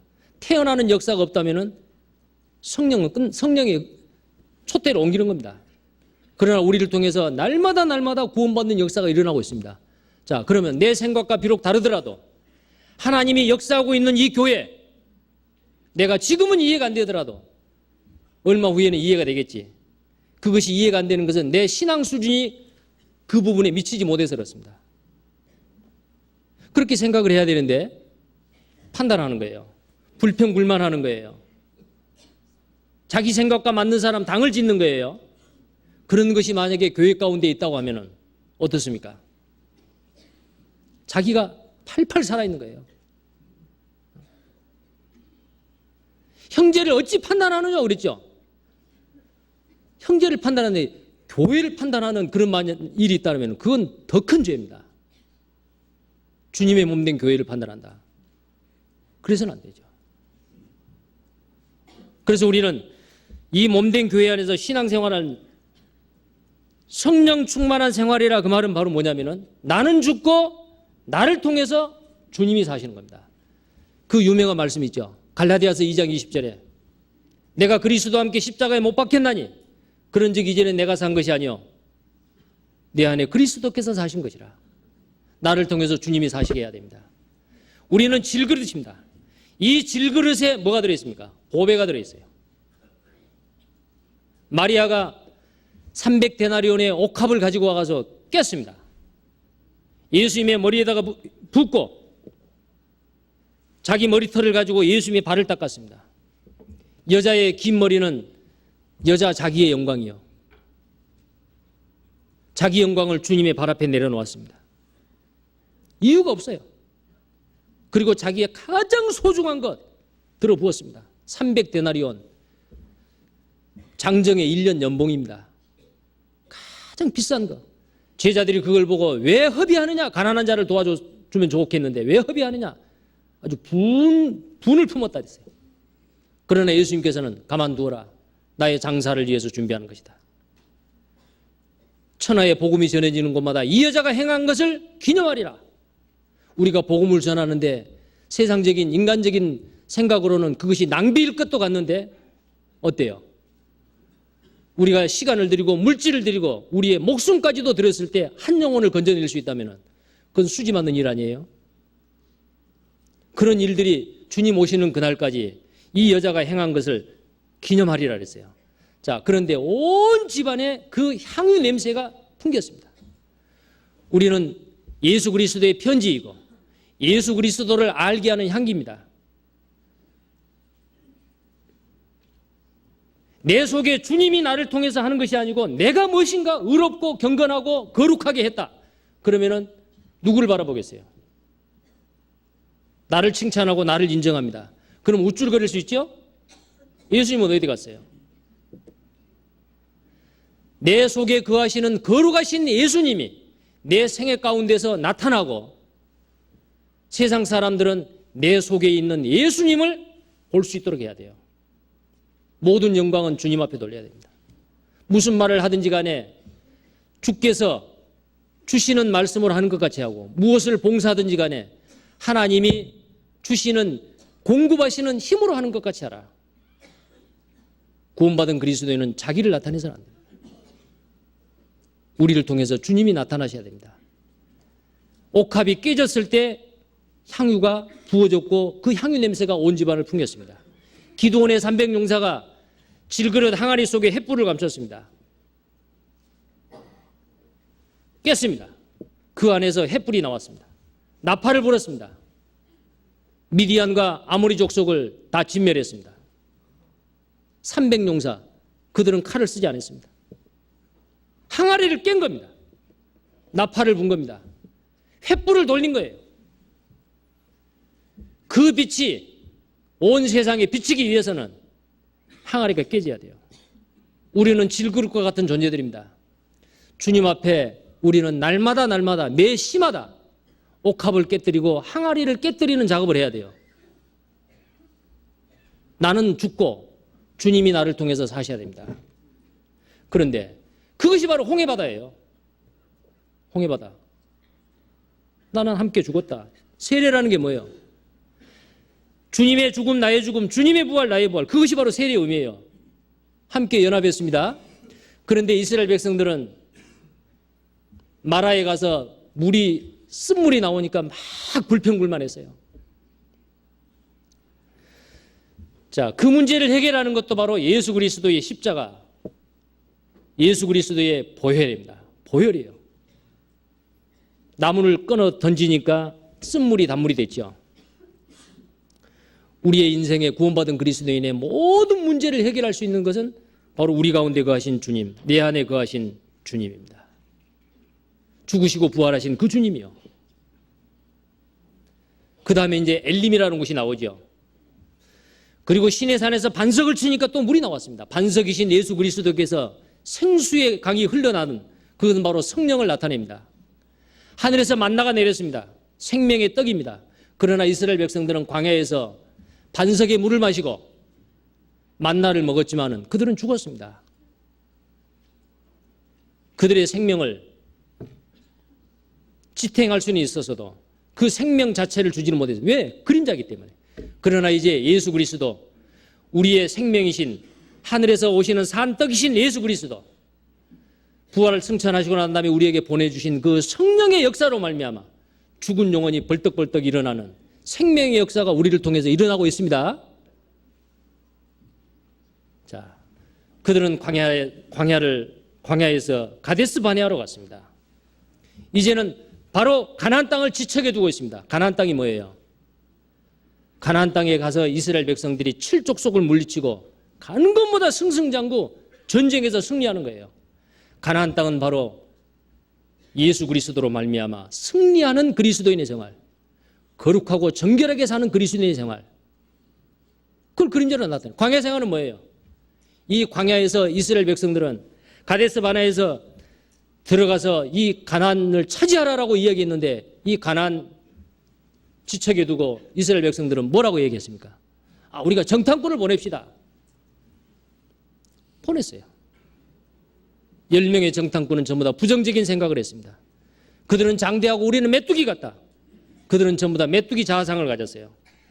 배후에 하나님이 계시다는 것, 그건 완전히 불신이죠.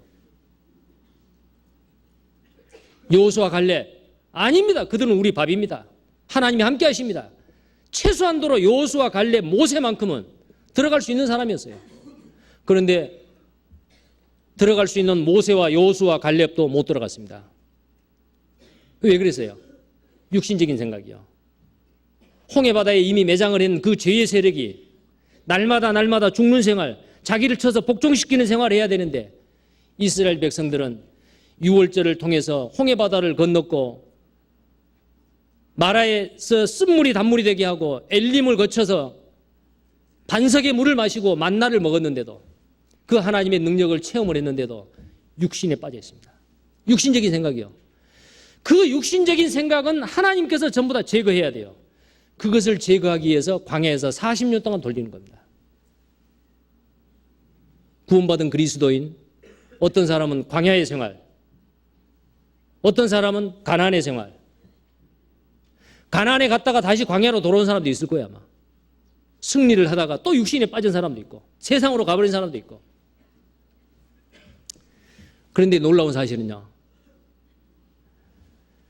그 광야에서의 이스라엘 백성들의 그 생활은 자기들만 못 들어가는 게 아니라 남도 못 들어가게 했어요. 모세도 못 들어가게 했지 않아요. 그리고 마지막 모세도 죽고 아론도 죽고 20세 이상의 장정들 다 죽고 여호수아 갈렙과 그 나머지 사람들, 여호수아가 대장이 돼가지고 이스라엘 땅에 들어갔을 때 이제 가나안 첫 성인 여리고성이 있습니다. 여리고성에 들어갔을 때 어때요? 여호수아는 생각했을 거예요. 자, 저 여리고성 어떻게 우리가 저걸 탈취하느냐? 어쩌면 정탐꾼을 보내서 그걸 한 바퀴 돌아볼 수 있고 작전을 어떻게 짜고 머리를 썼을 수도 있습니다.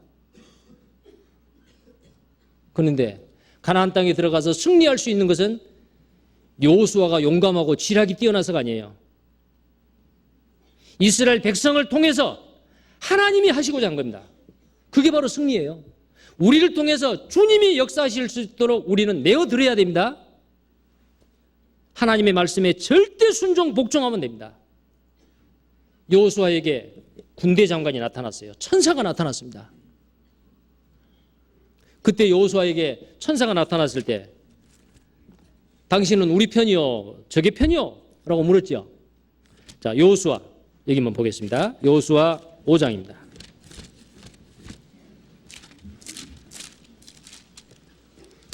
여호수아 5장입니다.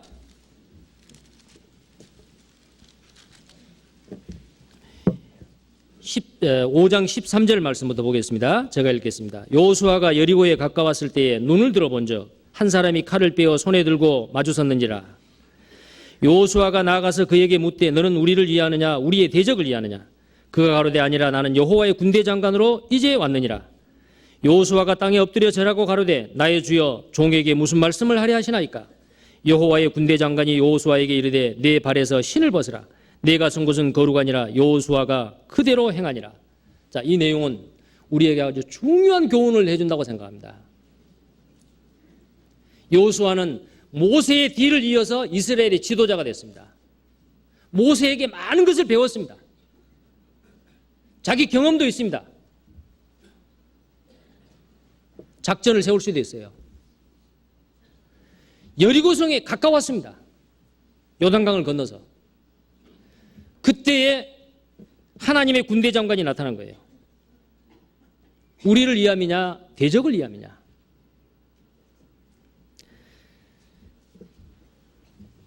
그때 이 군대 장관이 나는 여호와의 군대 장관이다. 그때 여호수아가 무릎을 꿇고 그 천사에게 절을 합니다. 그때 그 천사가 뭐라고 말했어요? 네가 선 곳은 거룩한 곳이니 내 발에서 신을 벗으라 그랬어요. 왜 신을 벗지요? 여러분들 그 성경에 보면 신 벗는 그 사건들이 한 3군데 정도 나옵니다.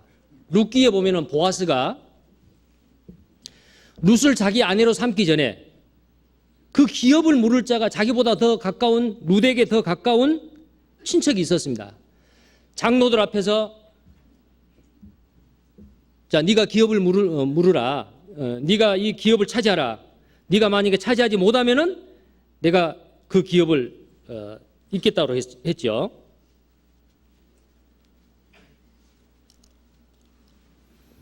그때 그 사람이 어때요? 내가 그 권리를 가지고 있는데 그 권리를 포기한다는 의미로 신발을 벗었어요. 모세가 떨기나무에서 불꽃 가운데 하나님께서 나타나셨을 때 네가 서 있는 곳은 거룩한 곳이 신발을 벗으라. 모세가 40년 동안 훈련했지만 어때요? 아직도 모세는 살아있어요. 하나님 말씀에 순종해야 되는데 순종하지 않았습니다.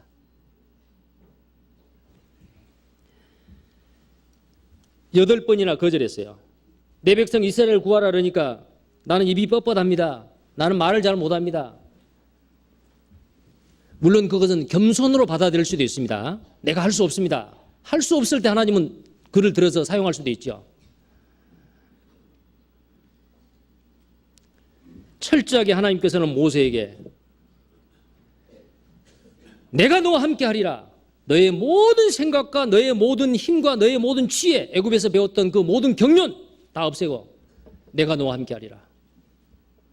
네가 쓸 수 있는 그 모든 권세, 모든 권한을 포기하라고 말이요.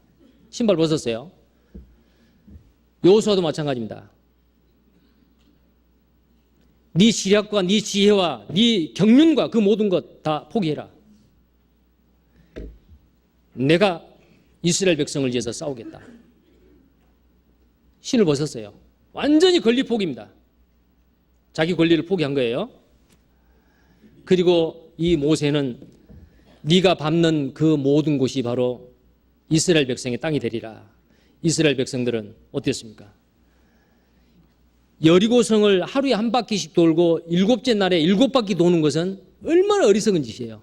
사람이 생각했을 때 세상에 그런 전략이 어디 있습니까? 아마 여리고성에서 내다보고 있는 그 사람들도 아주 배를 잡고 웃었을 거예요. 그러나 그게 하나님의 방법이요. 여호수아가 신을 벗었을 때 그 여호수아는 하나님의 말씀에 내 생각과 맞지 않더라도 절대 복종하겠다라는 생각을 갖는 거예요. 이스라엘 백성들도 마찬가지입니다. 하나님이 이렇게 하라 한 거예요. 좌하라 우하라 돌아면 돌고. 이것이 바로 뭐냐면은 이 가나안 땅에서 이스라엘 백성들이 승승장구 승리했던 그 원인입니다. 이스라엘 백성들 하나님 앞에 절대 순종했습니다. 오늘날 주님도 마찬가지요. 우리 가운데 거하셔요. 구원받은 그리스도인의 이 심령 속에 성령님이 내주하셔요. 예수 그리스도의 영이 우리 가운데 거하셔요. 진리의 성령이에요. 그 진리의 성령은 교회 안에서 증거된 하나님의 말씀, 내가 혼자 묵상하는 하나님의 말씀, 암송하는 하나님의 말씀을 깨닫게 해주시는 분이 바로 이 성령님이에요. 우리 속에 계신 주님입니다. 보혜사 성령이 오면 내가 너에게 말한 것을 다 기억나게 생각나게 하리라. 깨닫게 해주셔요. 십자가의 도를 깨닫게 하신 것도 우리가 머리가 좋아서가 아니에요.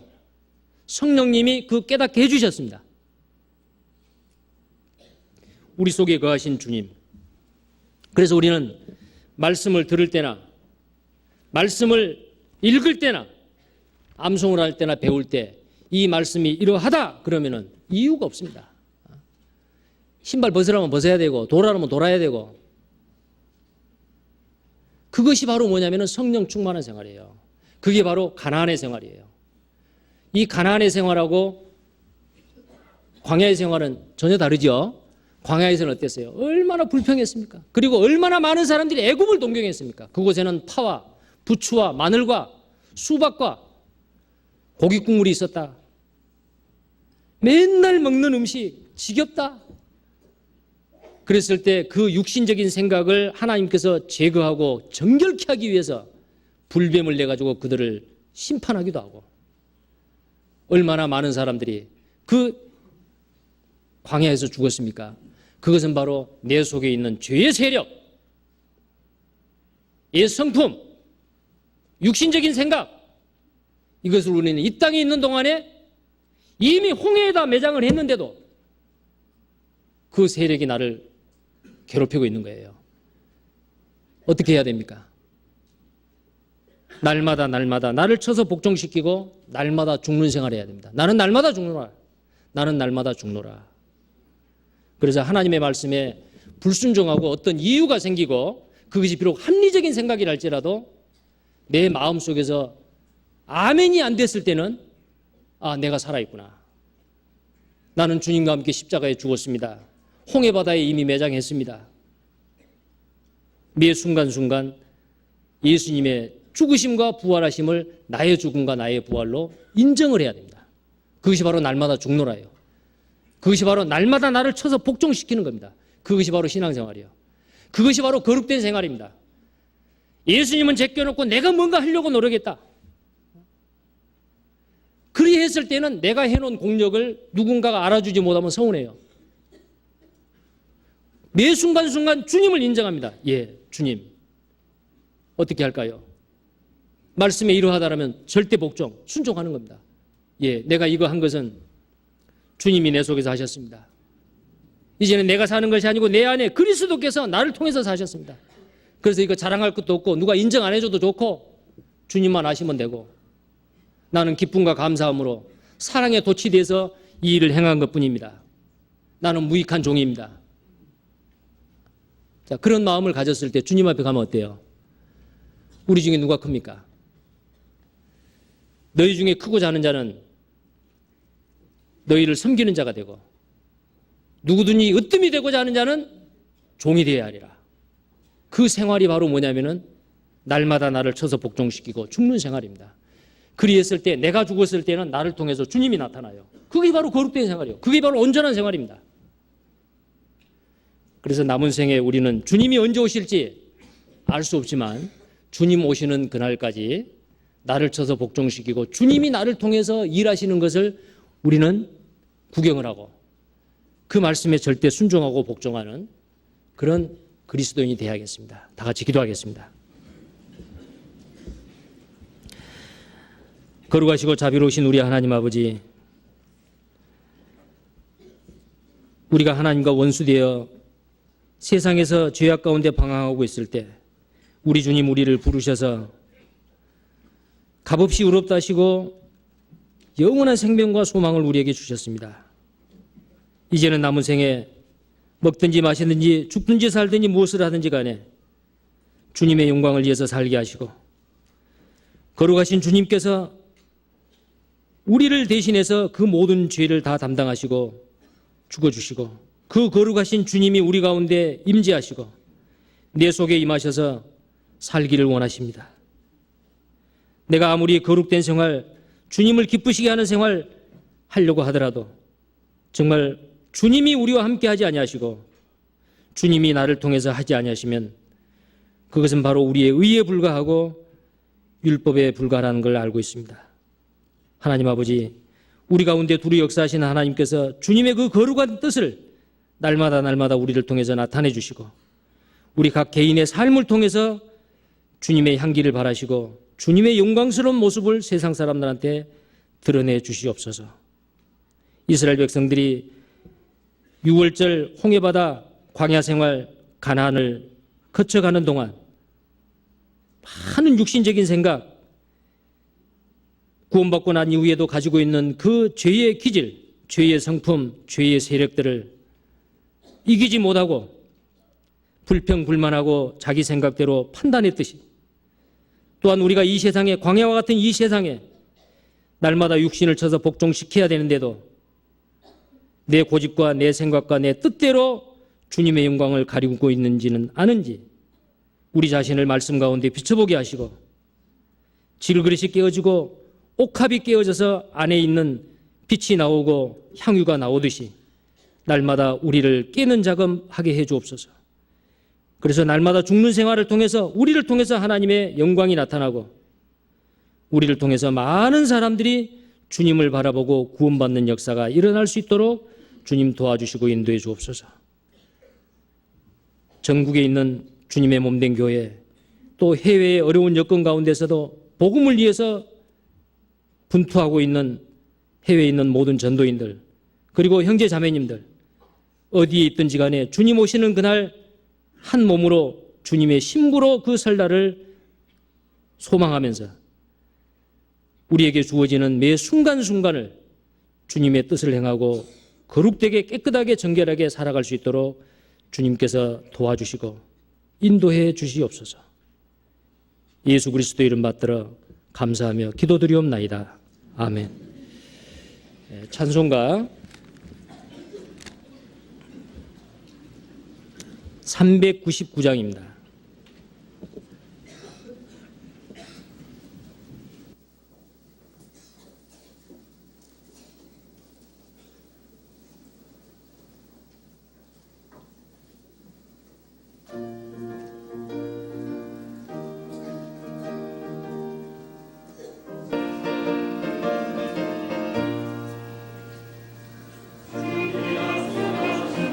위에서 영원토록 주를 찬송하리라. 소리 높여 주께 영광 돌리며 약속 믿고 굳게 서리라. 굳게 서리 영원하신 말씀 위에 굳게 서리. 굳게 말씀 위에 굳게 서리라. 주의 약속하신 말씀 위에서 세상 세상 염려 내게 엄습할 때에 말씀으로 힘써 싸워 이기며 약속 믿고 굳게 서리라. 굳게 서리 영원하신 말씀이 예 굳게 서리 굳게 서리 그 말씀이 예 굳게 서리라. 주의 약속하신 말씀이 예서 영원하신 주의 사랑이 믿고 성령으로 힘써 싸워 이기며 약속 믿고 굳게 서리라. 굳게 서리 영원하신 말씀이 예 굳게 서리 굳게 서리 그 말씀이 예 굳게 서리라. 주의 약속하신 말씀이 예서 성령 인도하는 대로 행하며 주님 품에 항상 안식 얻으며 약속 믿고 굳게 서리라. 굳게 서리 영원하신 말씀이 예 굳게 서리 굳게 서리 그 말씀이 예 굳게 서리라. 예, 광고해 주시기 바랍니다.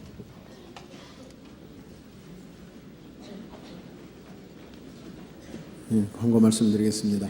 지난주에 신림, 광명, 군포 산본 그리고 분당 그리고 소집회가 있었습니다. 이렇게 많은 집회가 있어서 아마 이번에 새로 구원받고 처음 오시는 우리 성도들도 많이 있으리라고 생각합니다. 앞으로 더욱 더 우리가 같이 교제 나누고요. 주님 말씀 안에서 참으로 훌륭한 그리스도인으로 더욱 성장해 주시기를 부탁을 드립니다. 주님이 보호해 주실 것입니다. 그리고 아시다시피 키르기즈스탄에 저는 잠깐만 좀 앉아 계시죠? 목사님 계시면 이렇게 안 하실 텐데 잠깐만 계세요. 목사님한테 혼납니다. 키르기즈스탄에 계신 목사님 위해서 기도해야 되겠습니다. 목사님이 절대 기도하지 않도록 꼭 부탁하셨으니까요. 목사님 위해서 기도해 주시고요. 오늘 키르기즈스탄에서 입당식 끝나고 나서 내일부터는 러시아에서 전도 집회를 하십니다. 위해서 기도해 주시기 부탁드립니다. 이번 주 수요일부터는 시간이 7시 반 시작 시간에서 8시로 시작 시간이 바뀝니다. 잊어버리지 마시기 바랍니다. 춘계 수양에 불과 며칠 안 남았습니다. 4월 20일 수요일부터 4월 22일 토요일까지 갈릴리 수양관에서 하니까요. 많은 분들이 참여하실 수 있도록 부탁드립니다.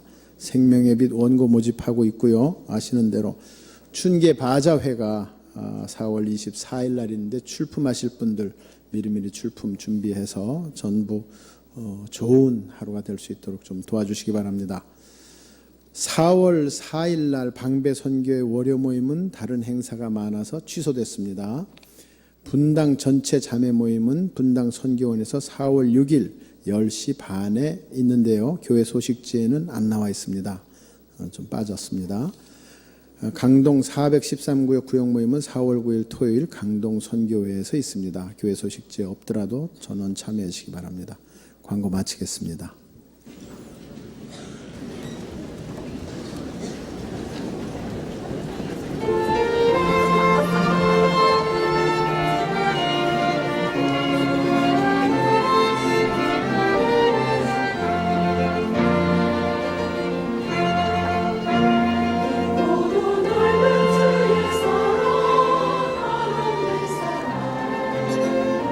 사랑